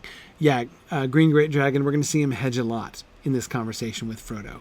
So we have a couple more slides of Gandalf trying to avoid conversation with Frodo. Not only does he not ask him how he is, right? He seems to avoid conversation with Frodo, which is kind of interesting to me. Okay. Yeah. Good. Mike suggests that his, Gandalf ribbing Frodo, right, about his, the absurd things that he's done, is an interesting opening move. He starts with normal, right, to see how Frodo responds. Is Frodo feeling normal? Is Frodo back to normal? Is there still going to be a gray haze in front of his eyes, right? Has he gone so far over the boundary that he can't come back to the world of sunlight and smoke rings and friends and things like that? That needs to be one of the things that has to be one of the things that Gandalf is intending to assess in this conversation. So I agree with you, Mike. I do think that does lay an interesting emphasis on his friendly and sort of bantering opening, right? Again, let's try normal, as you say, and Brolio, exactly, Gandalf is assessing here. Tony thinks it's interesting that Gandalf doesn't physically touch or embrace Frodo. And that's interesting. Folks in Tolkien are rarely demonstrative in that way. Physical signs of affection are not super common. I mean, the hug count in The Lord of the Rings is fairly small, right? It's fairly low hug count. How many times do people get hugged or embraced in The Lord of the Rings? I don't think it's a very high number. Yeah, Rococo says it's a British thing. May well be, right? Yeah. Sam might be an exception. Yeah, maybe, at least in some cases. Yeah. Did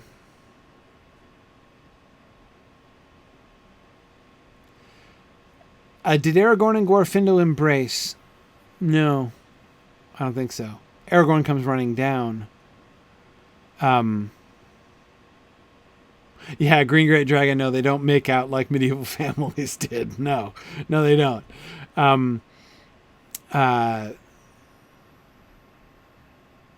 No, I don't think Aragorn and Glorfindel touched. Did they? Was there physical contact between Aragorn and Glorfindel? I don't think so. Yeah. Physical signs of affection are unusual. That just seems to be the kind of social baseline there. Yeah, Broly, I didn't think so. I didn't think they did touch. They excitedly moved towards each other and then stood there and talked, right? Pontine says the word embrace is only used 5 times in The Lord of the Rings, and I bet sometimes it's metaphorical, right? Rather than a literal embrace between people. Yeah. Aragorn and Halberud embrace. Yeah, that's interesting. That's interesting. Okay. Yep. Yep. Not unknown. Not unknown. Yeah. Interesting. Okay. That's a side note, but that's interesting. Okay.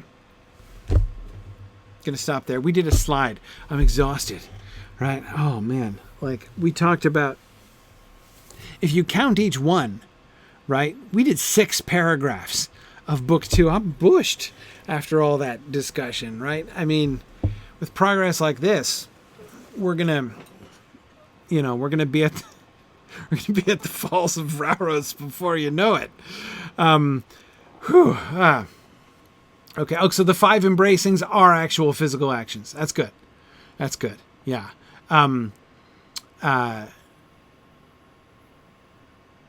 Who were they? Halberud and... God, now I'm all curious. So somebody put me out of my curiosity here. Aragorn and Halberud embrace, right? Who else? Who else embraces? Aragorn and Éomer, they embrace at the Battle of Pelennor Field, right? That's true. That happens.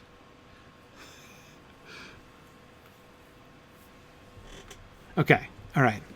Aragorn and Éomer, Aragorn and Halberud. So Aragorn's kind of huggy, right? Gandalf.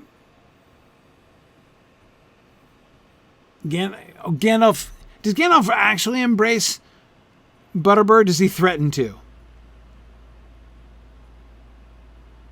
He says he did. Okay. He says he did. Okay, so there's an actual hug of Butterbur by Gandalf in report, right? Okay. Yeah. Okay. Right. I embraced the old fellow. Right there. It is. There it is. Okay. Yep. Merry, Éowyn, and Éomer embrace. And Faramir embraces Frodo and Sam. That's really interesting. I bet Faramir kissed him. I bet there was smooching involved in that one. I almost have to think so. In that kind of... Because that's almost ceremonial, right? Faramir is embracing Frodo and Sam, not out of an excess of spontaneous emotion, right? But as a formal, like, departing gesture, right? Yeah, kisses their foreheads also. That's exactly what I would expect as part of that embrace. Yep. Mm-hmm. In the manner of his people. Yep. Exactly. Okay. Okay. Moobot is attempting to prevent Hawthorne from posting links to the text. Okay. Gandalf embraces Butterbur. Faramir embraces Frodo and Sam. Aragorn embraces Halberud. Aragorn embraces Éomer. And Merry and Éowyn embrace. When do Merry and Éowyn embrace? In what context?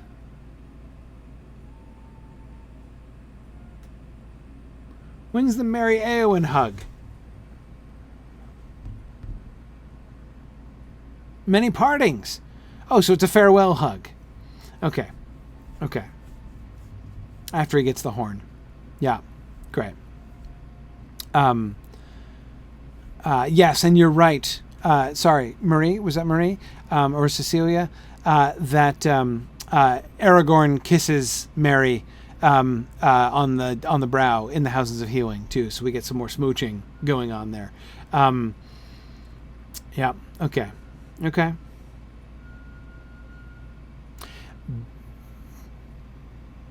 Interesting.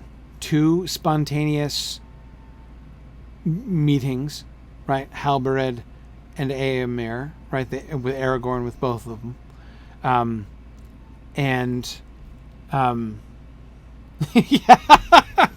Druid's Fire says that Fred Savage would not accuse this of being a kissing book. Yeah, no, I don't think so. But there is more kissing than embracing. Yeah. Yeah. Yep.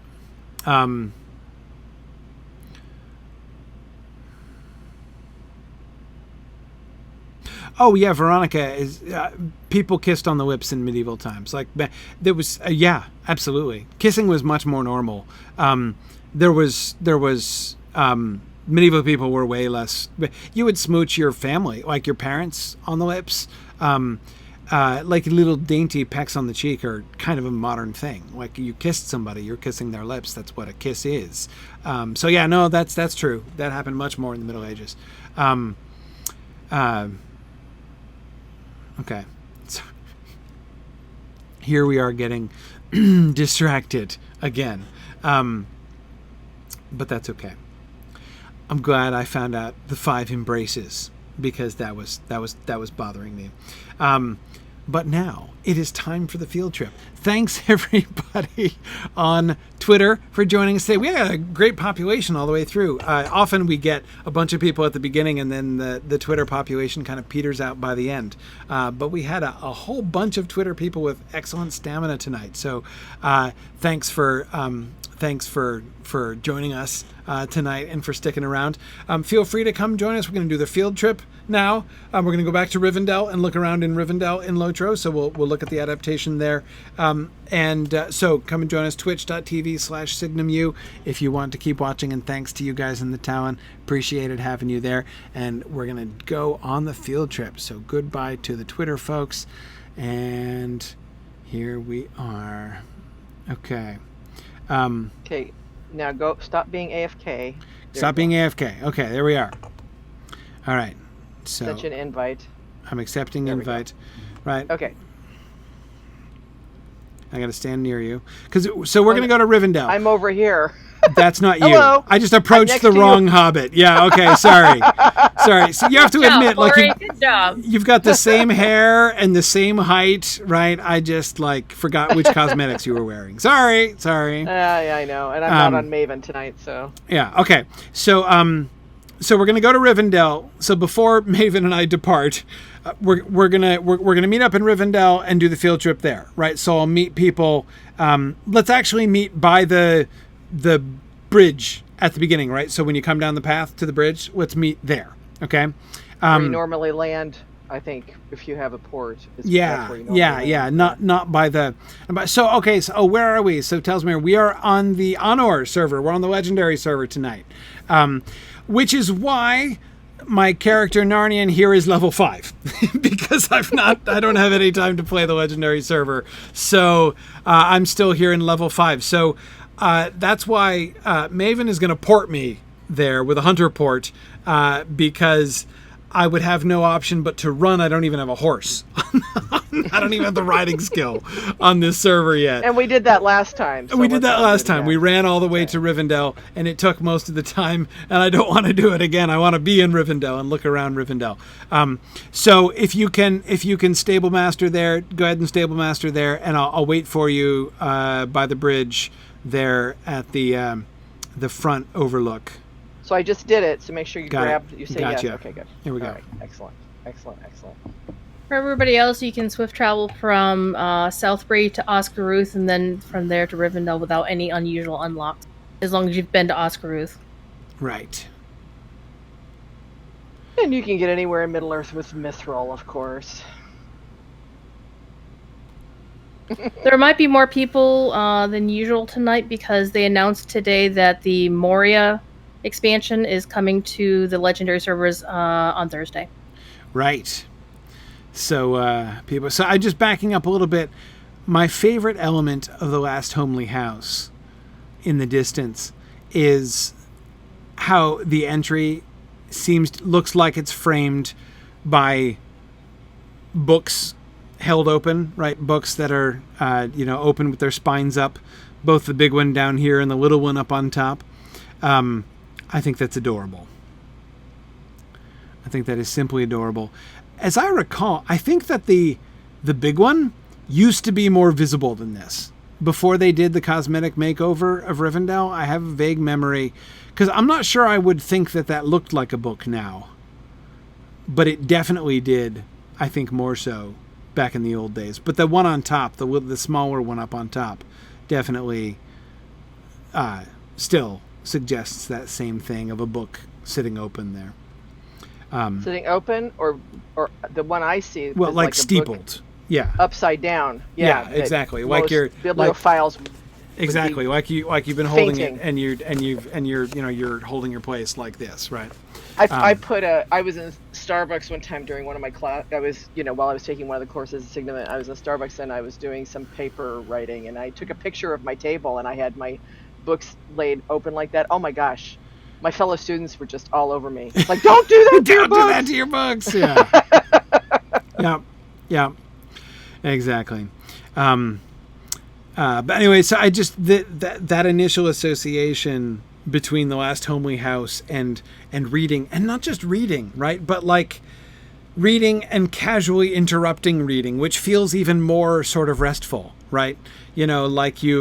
Like you're reading and you just put your book down to take a nap, right? Because your eyes got heavy and you just like put the book down because you couldn't even find your bookmark, and then you just went to sleep, right? There's something particularly cozy, not just scholarly, right? Not just erudite and learned and lore mastery, but okay, so there's got to be a cozy. big mug of tea. Right, exactly. Right? Yeah, something like that. That's exactly, exactly the spirit of the thing, right? Gosh, we could go in and actually go visit the bed where Frodo woke up, contextually speaking, for tonight's very one true. slide. Yes, I think we should head up. Yes, sir. We can reenact the moment, right, of that we talked about here today. So, by the way, this seems to be, I would have to think,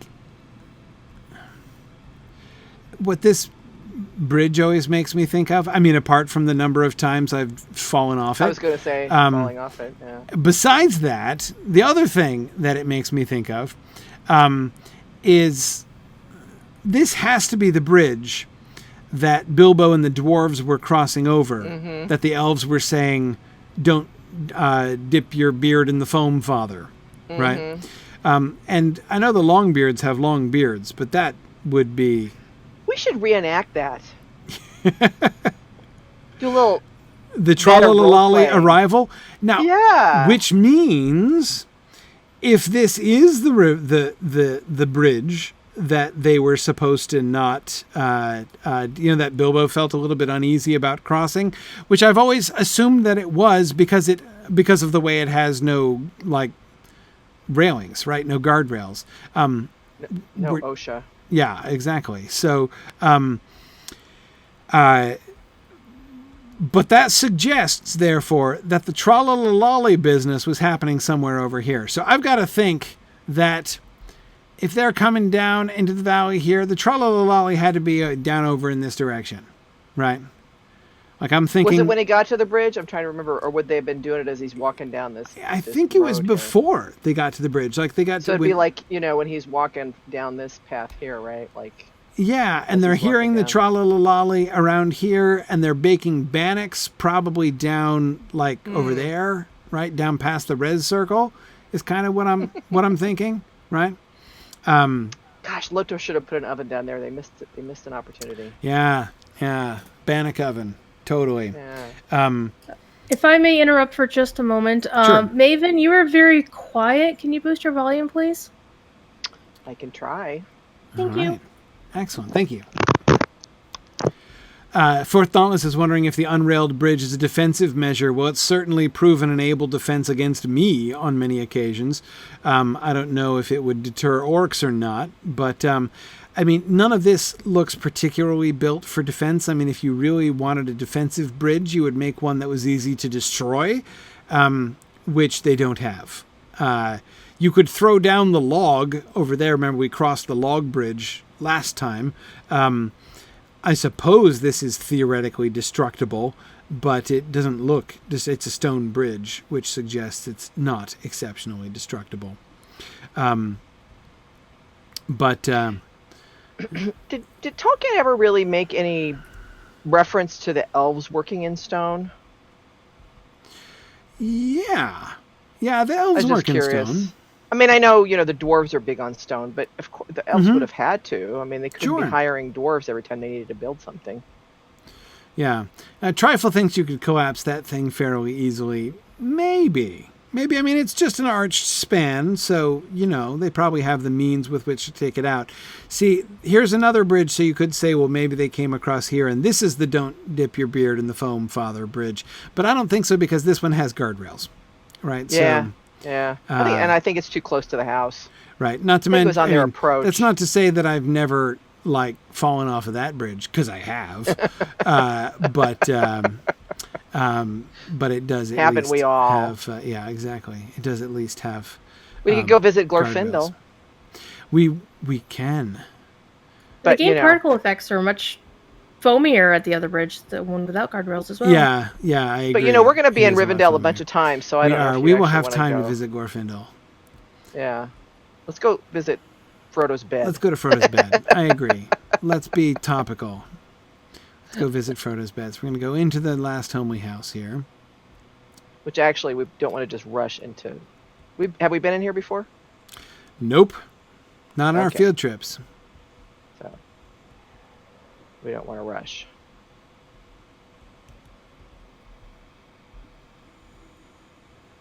The big statue. Which has got to be Elbereth, right? That's what I've always wondered, but it's got to be Elbereth, I would think. It's It's gotta kind be of a stylized thing, Right. Not like the other statues are actual people. Right. Exactly. Yeah. I mean, the other statues that we've seen, like the ones that we see here. Yeah, like right? here. Right. Yeah, and this is the Luthien, right? The Luthien Right. dancing. Had we figured out who this guy is? Which guy? This one over here beside Luthien. Oh, this is Gilgalad. Are you over here? Gilgalad, okay. Yeah, with the that's spear right, there's and spear. the Yep. countless stars Yep, of yep. Heaven's Field mirrored in its silver shield. Right. Yeah.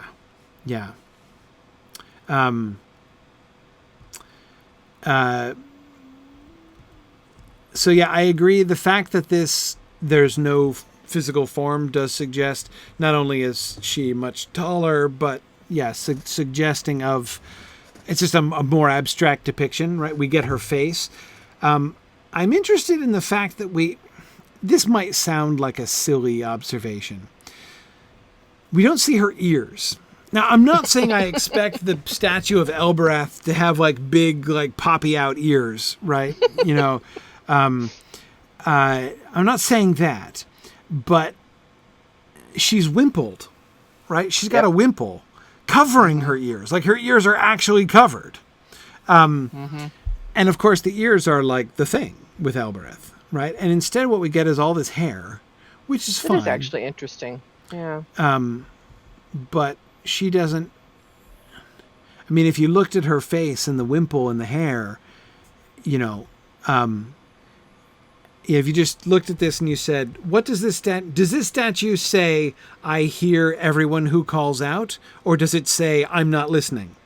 Right? I would think it looks a little bit more, "I'm not listening." Right? Yeah.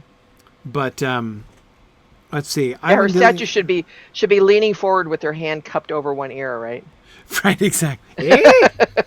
What was that again? Somebody dropped the E-bomb? I'm can't hear you. Yeah, exactly. And what's around? Okay, just floral patterns and stuff. The purple flames are interesting. Fufu Cuddly Poops was saying that it's strange that the purple flames are the same type used by the enemy. In some places, we do see purple flames in some places, as we see blue flames and green flames in other places as well. But the one thing that all such flames have in common is that they are magical, uncanny flames, right? They are indicators that something out of the ordinary is happening. This is not a run-of-the-mill fire that we are seeing. I don't think it necessarily means evil. It just means wondrous, magical, strange fire. Actually, it is kind of interesting because the purple is sort of color-coded in Lotro to mean fear. So when you're fighting, the purple, Yes. if you get purple, Yes. it's fear, which is that's just interesting. I'm sure it wasn't, I mean, I have a hard time believing there was any conscious thought oh, maybe we shouldn't use purple or Right. because it means, Right. But, in its way, I'm not sure that's inappropriate, right? Like that is, evil things should be afraid to be here, right? Yeah. And Boomful, I'm not sure I ever did look up at the sky and realize that this was an open courtyard. I mean, I can't pretend I didn't notice that there were trees there. So, like, arguably, I should have looked up and noticed that. I think I saw the lamps and I never panned past the lamps. Because when you're looking here and looking up at Elbereth, you've got the lamps and then you've got the ceiling right there behind. But yeah, if you... I think I had always just assumed that was, blue paint on the ceiling. But you're right. Yesterday, I got a quest to come out and talk to so-and-so in the courtyard, and I'm like, where's the courtyard? Right. I went out the front door, and I'm like, well, this can't be right. Yeah, exactly. Yeah, this and then I came back in, I'm like... courtyard. Right, yeah. And I'm like, oh, I guess this is the courtyard. So yeah, it was the same way. Yeah. But anyway, yes, so just about strange and magical fire. Yeah. I mean, obviously it's all about context, right? If you saw these same purple flames burning, in a chimney filled with bones, you'd like a wraith factory, you would conclude that it was evil fire, right? But that doesn't necessarily mean that it is. But it does draw attention to the fact these are not just like little votive candles, right? Around the feet of Elbereth. These are magical flames. These are probably like eternal flame type flames too. Exactly. And then, of course, as O'Malley is pointing out, the lamps are purple too, right? Oh, right. True. Which recalls the Feanorian lamps, right? Yeah. From the Silmarillion, which were blue, not purple. But that's okay because we don't have rights to the Silmarillion anyway. I got on a tangent here. This is the first time I've actually noticed this trader right here is actually a human and not an elf. Huh. Which I guess would kind of make sense if you think maybe for like commerce and goods, right? That there would be human merchants, but I just had never noticed that before. Oh, that's interesting. I never thought of that either. Most of the other ones are elves, aren't they? I don't know if, I mean, like the healer over here, which I guess would make sense as an elf, but everybody else I've ever met here is elf. If anybody here, I don't know if anybody can hear the sound of breaking bones, but it's not uncommon for people to jump off the top story where Elrond's library is as a shortcut. It's still probably faster to limp for a little bit than to wind your way down. Yeah, absolutely. Yeah. I keep trying to jump into one of the trees, but I never succeeded doing that. Yes. Oh, and Hawthorne, answer to your question, Landreval is where I normally am. That's the free server that is the home base of the Mythgard kin and everything. So there's a lot of stuff going on Landreval for people who are looking for a very active free server. That's where most of my there's a Mythgard kinship there characters too. Actually, it's the original Mythgard kinship. So okay, cool. All right, so Elbereth. Oh yes, and we're the smoke coming up from the flames is cool. It looks very incense-y, right? And so I can't help but remember the New Testament passages about the incense being the prayers of the saints, rising up to heaven from the Book of Revelation. So it certainly does have a sort of shrine feel to it, right here. And so maybe that's what they meant when they said it smells like elves. Maybe it was this incense. Right, it's just this Elbereth incense. And if you hang out in this courtyard, you're gonna get you're gonna smell like it. That's true. Yeah. Yeah.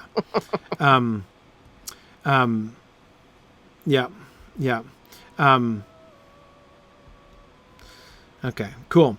So wait, Frodo's room, which is over here. It's down here on the ground floor. I'm assuming everybody can get into it. I don't think it's barred.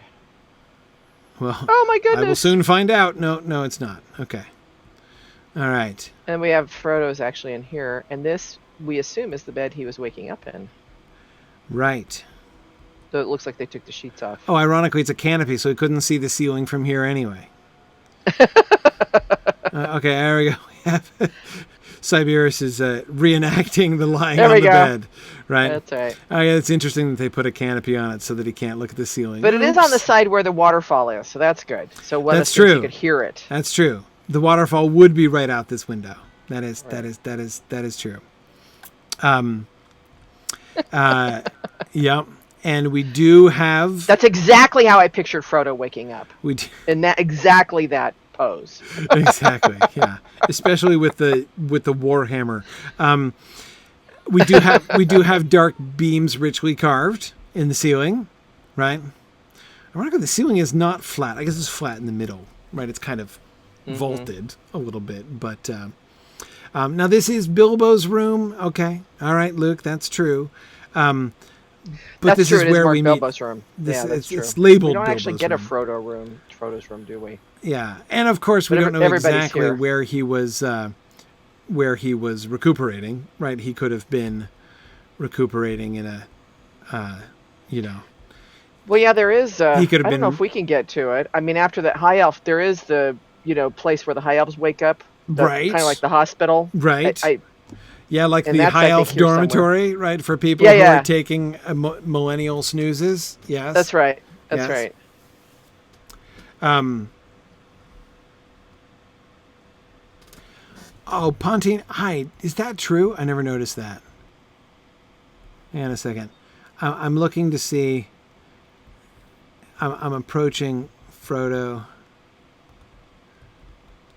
Do I gain a point of dread? I don't think I gained a point of dread when I got near Frodo. Was there Draw dread? close to him, you should. Yeah?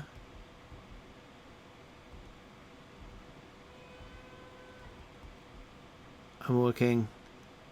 I'm not. I don't think I did. Maybe I'm. Yes, you did. Oh, yes, I did. There it went again. Okay, there it went again. Yeah, that's neat. So you do your hope goes down and your dread goes up. All I do is get in the room, right? You come in the room with Frodo and it shifts. Yeah, because here I am. I'm at max hope now. That's pretty clever. I'm undaunted, right? Hang on, and I'm gonna get slightly daunted now. That's right, slightly daunted. Yeah, that is why the screen flashed when I came into the room. That was my sense of dread coming in upon me as I approached Frodo, who is. You can't, of course, see the ring because it's under his clothing.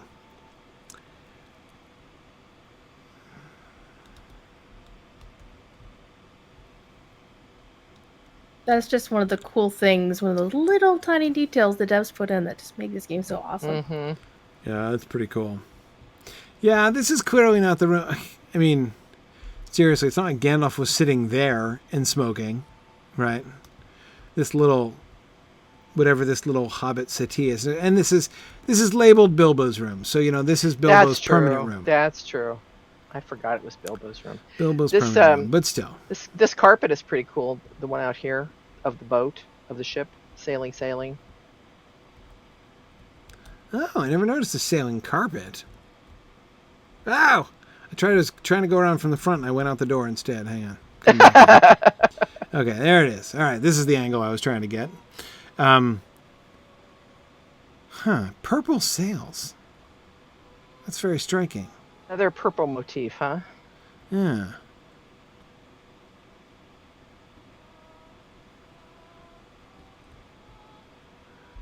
Yeah, I wonder if that's... Oh, and there's that egret again. Yep.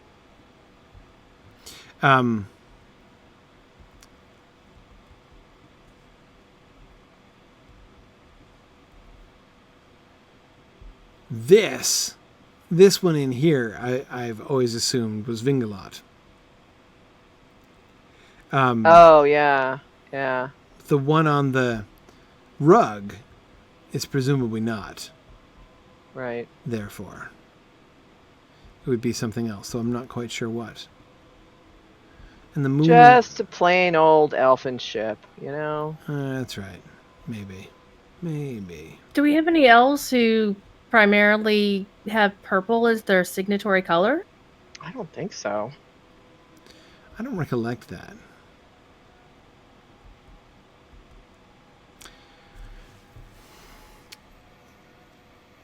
tree and stars. Non-Numenorian stars. Look how weird those symmetrical stars look. Like those bisymmetrical stars. 8 points, just like a compass rose. I mean, after spending, 2 years in Arnorian territory looking at Numenorian stars everywhere, the 7-pointed stars, that looks strange. Now, the one with the tree next to it, what is that, a mountain in the background? Looks like it. Yeah, exactly. As Trifle was saying, those are Feanorian stars. Yeah, exactly. Right, That's why they look so weird. They're Yeah. not Arnorian stars, which is interesting. So hang on.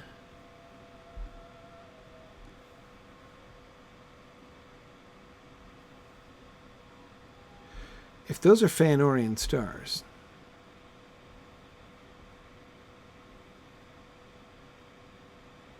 We've got the moon, a ship, Feanorian stars, and 8 Feanorian stars, right? And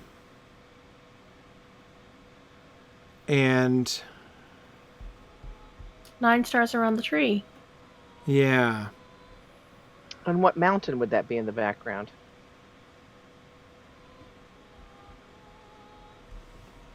I mean, would Now, that is be that tree that wouldn't be Numenor or Numenor, would Tyrion? it?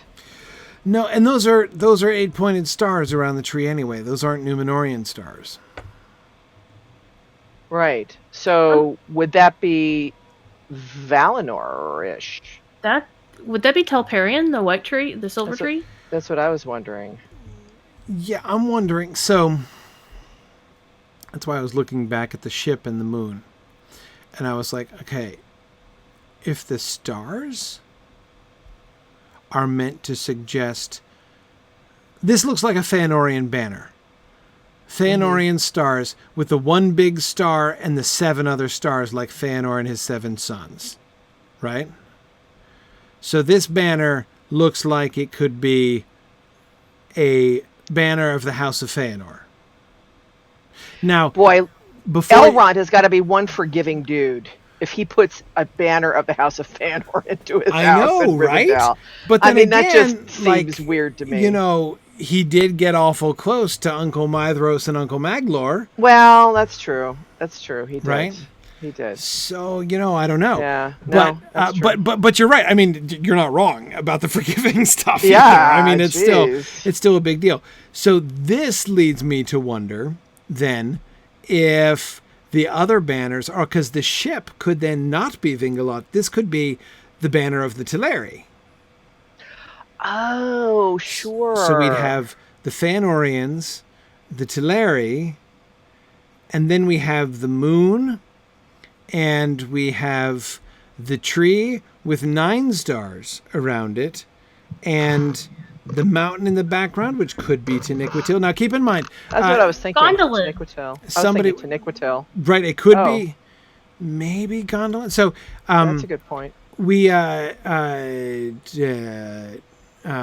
was it who Well, posted that? Penlove was posting Tolkien's designs for like the sort of the like symbols, like sort of diamond-shaped coats of arms of the different elf houses and stuff.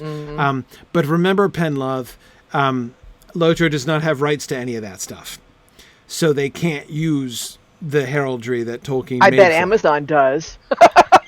Sorry. I just... Exactly.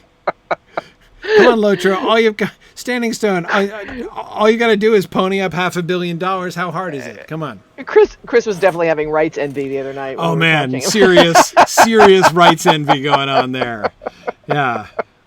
I bet he did when that other Lord of the Rings MMO was announced, and the guy who is running the project is the guy who negotiated the rights for Peter Jackson for New Line. Yeah, but still, like, come on, like, you get access to unfinished tales, right? That's like enough to make a boy. Lotro developer, just go out for a round of stiff drinks. No kidding. But anyway, okay, so back to these banners. Could it be the banner of Gilgalad? Yes. That's a good point. And that would make Which sense one? too, wouldn't it? Which one? Wouldn't be the Fëanorian one, would it? The moon? The moon and stars? Frumius Boojum also does point out that it's Bilbo's room, so the Fëanorian banner could be Bilbo being cheeky rather than Elrond being forgiving. That's true. Yeah. Okay, yeah, so Penlod, you're suggesting that perhaps the moon and stars could be the Gilgalad banner? Possibly. I mean, it could be the banners of particular important elves. I was trying to think in the direction. So you could have like Gilgalad, Eärendil, right, with Vingalot Right. there, Fëanor and the Fëanorians over there, and like Turgon and Gondolin, maybe, potentially, might work with the other one. So that could happen. The poem that Bilbo sings in the Hall of Fire. I wonder if these. I mean, because you were just saying about Eärendil. Right. I'm trying to think if these banners would have any significance to that song. Because I mean, that's exactly the kind of thing the devs would do. Yeah. Is tie them together. But I'm not really making. Not really. Connections. No, I mean, not that I can think of, and I'm thinking in particular with the 9 stars. It's the 9 stars I'm trying to work out. Again, I can do the Fëanor and his 7 sons. That makes sense to me for the Fëanorian banner. The tree with 9. If the tree could be associated with Gondolin, conceivably, but I'm not sure. How about oh gosh, Tuna. I was thinking. Tyrion on Tuna. Yeah. Tyrion, yeah. Well, and remember that Turgon did the thing with the gold and silver trees in Gondolin to recall the trees of Valinor. So the association there. But again, I'm not sure. Gondolin. It doesn't feel like Gondolin because Gondolin wouldn't be a mountain; it would be a valley. And Right. it doesn't look valley-ish enough. It's That's not. what I was like thinking a about hidden... Tuna, because wasn't Tuna a mountainous island? Yeah. or no? Well, Tuna is the hill upon which Tyrion is set. Right. It's Tuna. Yeah. Right. That's right. Yeah. I mean, I would think if it was a Valinorian thing, you'd have 2 trees on the banner, not just 1. Yeah, exactly. I would think so. Too. So yeah. No, I don't think it's Gondolin.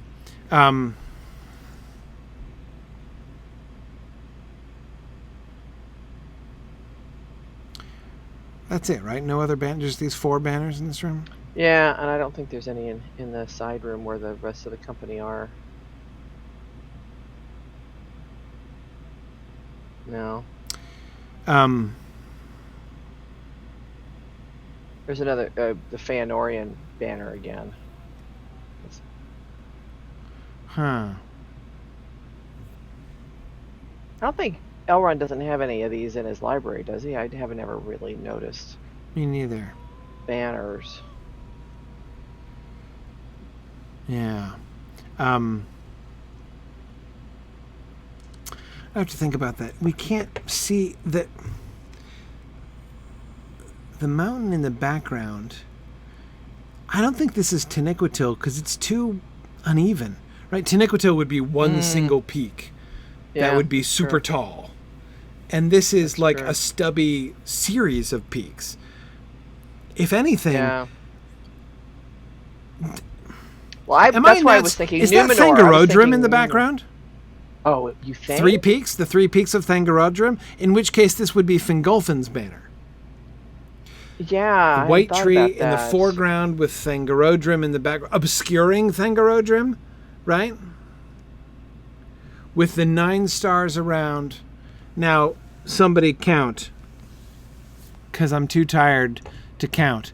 How many...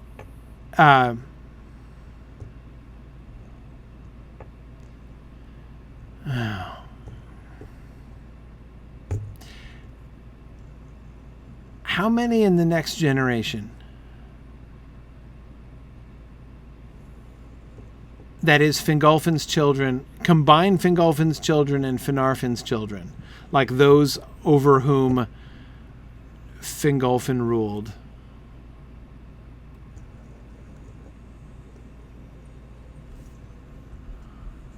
How many? So what? Like Fingon, Turgon, Arthel. How many total? Galadriel, Finrod, Ordreth, Ignor, Angrod. I've got 8. Yeah, in which version I know there's... Yeah, I got 8. Shoot. Interesting theory in chat, in Twitch chat. Deathman42 says, thinking it's Khazad-dûm and Lorien, because if Celebrimbor has use of the Fëanorian stars, and there was, friendship between the two communities, that might It go that could way. be. It could be. Could be Celebrimbor. Why 9 stars for Celebrimbor? It would make sense why they were Fëanorian stars if it were Celebrimbor. Yeah, Hawthorne is right. Argon, right? There's Argon, sort of. That would be super duper obscure.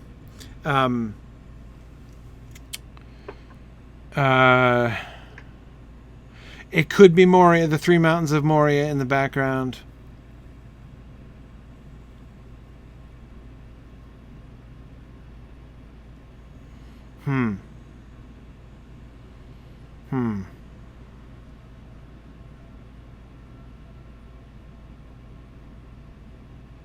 I can't make sense of this for Celebrimbor though. Why 9 for Celebrimbor? And why the tree if it's Moria? I mean, again, well, it wouldn't be Moria. It would be Moria in the background. So again, that's why I'm thinking of Celebrimbor, right? Like, it would be like Eregion, right? It would be Hullen. That would bring us back to the individual people, right? So we'd have Celebrimbor, Gilgalad, maybe Círdan the shipwright, maybe Eärendil, and then there'd be Fëanor, I guess, or some like memory of the Fëanorians. But yeah, Trifle, I agree. I'm not content with a white tree as a symbol of Eregion either. It doesn't make much sense to me. Could it be Elros? But why the mountains in the background? I mean, that's not Numenor. I mean, it could be Numenor, but like, it could be anything in that case. I mean, there's nothing to indicate Numenor. Because see, it's not the Metal Tarma though. The Metal Tarma, again, that would be one peak. If it's either the Metal Tarma or Taniquetil, it would be more unified and more peaky, right? Less rangy. This is more rangy than peaky. So that's why I don't buy Taniquetil and I don't buy Metal Tarma. I could buy Moria, and I can buy Thangorodrim. That looks like 3 peaks to me, plus a little evidence of additional mountain range on either side. But yeah, again, especially if you're going to use the mountain on a heraldic banner, right? You would certainly emphasize the unified peak of the Metal Tarma or of Taniquetil.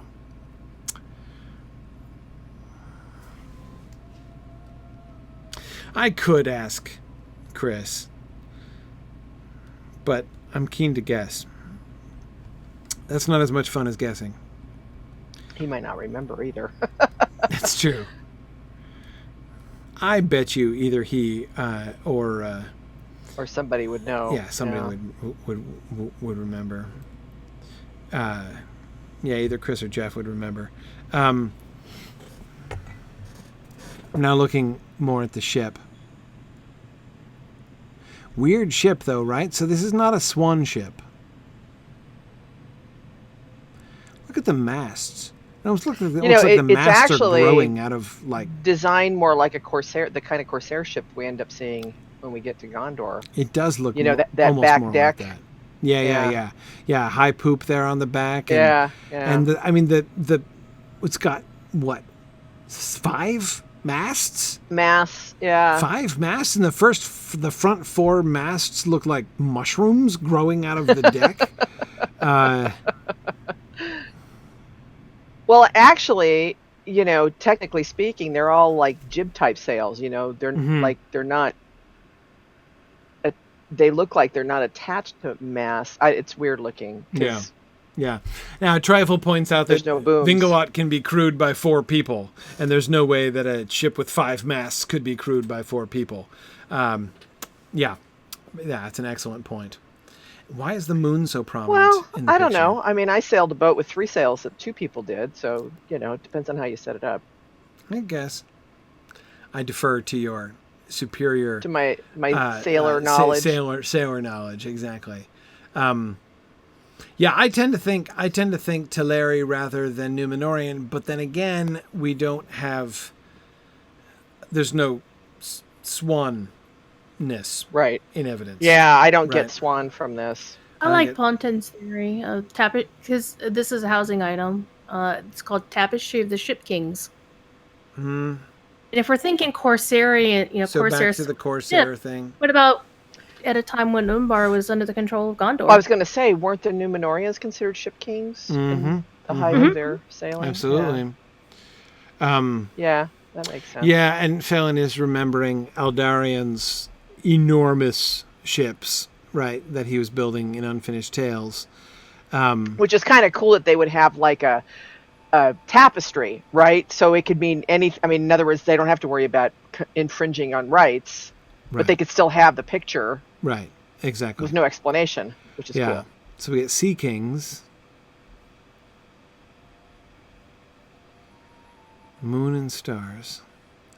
This very Feanorian banner. I still say this is a weird one over here. I'm still trying to figure out this gold one. The white tree is very Gondorian, but why the 9 stars? And what's up with the mountains? Okay. Well, I mean, that's why I keep thinking Numenor, because, isn't that kind of where the tree motif came from in the beginning anyway? But, so Minaltarma, for example. But I still don't think that would be it. First of all, not in an elf house. Well, I guess maybe in an elf house. Yeah.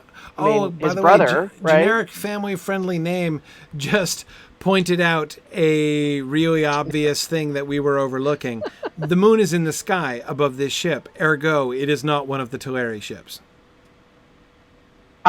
which predate the moon. That's right. Absolutely. There's like the obvious evidence staring us right in the face there. So, They didn't Numenorian. stop making ships, did they? Well, presumably there are still ships over there if you were to go there today, but we don't see any of them after the moon rises, because by the time the moon has risen, all the Teleri ships that we will ever see until the Vanyar are ferried over for the for the War of Wrath are burned. So. Yeah, it would be an unusual thing. It would be just like, let us imagine a Teleri ship sailing under the moon. Like nobody here would ever have seen that. Like nobody in Middle Earth would ever have seen that. Not even Elrond or any of them would have seen that. Elrond would have maybe from a distance, like the flotilla of the Teleri ferrying over the Vanyar for the War of Wrath. He was a spectator at the War of Wrath. Elrond was, but anyway. But I had Well, so I'm thinking Numenor could be this other banner. Elros, after all, is right. Elrond's brother and first king, and it's a little nostalgia, maybe. Or Final thought. Isildur. White tree, Gondor. Mountains of Mordor in the background, right? Like Minas Ithil set up. But you got to think the moon would be involved if this were Isildur. And I still can't make any sense of the 9. Like 9 ships of the Numenorians, sailing from, but that's like kind of a stretch, so, yeah. I don't know. It's a mystery. All right. Well, I could look at tapestries for hours. Forever. Yet, but I didn't even... Wait till we get to Rohan. Exactly. I didn't even bother to count the stars over here, which are... I say 5 years for Rohan. 9 stars again around the moon. 9? It's the moon and 9 right. stars. 1, What's 2, up with the 9 Feanorian stars? Huh. Are they all elvish banners? Anyway, like I said, I could talk about this all night long, but I probably shouldn't. So we should sign off for here and maybe 5th level Narnian will stay here staring at the banners in Bilbo's room for the next in 2 month. months, when we make it to the Hall of Fire in the book, we'll go across the way to the Hall of Fire. Exactly. Yeah, we'll cross the hall. Exactly. Months. That's it. Yeah, that's it. Okay. Very good. I love that name for a tabletop game, by the way. Which? That we called their tabletop game that's on Fridays, the Hall of Fire. Oh, the Hall of Fire. Yeah. Right. Cool. Yep. I agree. Okay. All right. So thanks everybody for joining me tonight. Thanks. Good to come back to Exploring the Lord of the Rings. Should be back next week. As far as I see, that should be fine. So we will return next week. Next week is the week of Sunshine Moot down in Orlando, but I won't be leaving until Thursday. So we'll be here on Tuesday night. So I'll see you guys next week. Which server are we on? I don't remember. Should be Crick Hollow, because we're starting the cycle again. Yeah. Okay. All right. So thanks, everybody. See you guys next week. Bye now. Bye. Bye. Thanks for joining me on this epic exploration of The Lord of the Rings and of Standing Stone's video adaptation of Tolkien's story. If you are having even half the fun I'm having on this journey, I hope you will consider supporting the project by donating at signumuniversity.org/fund.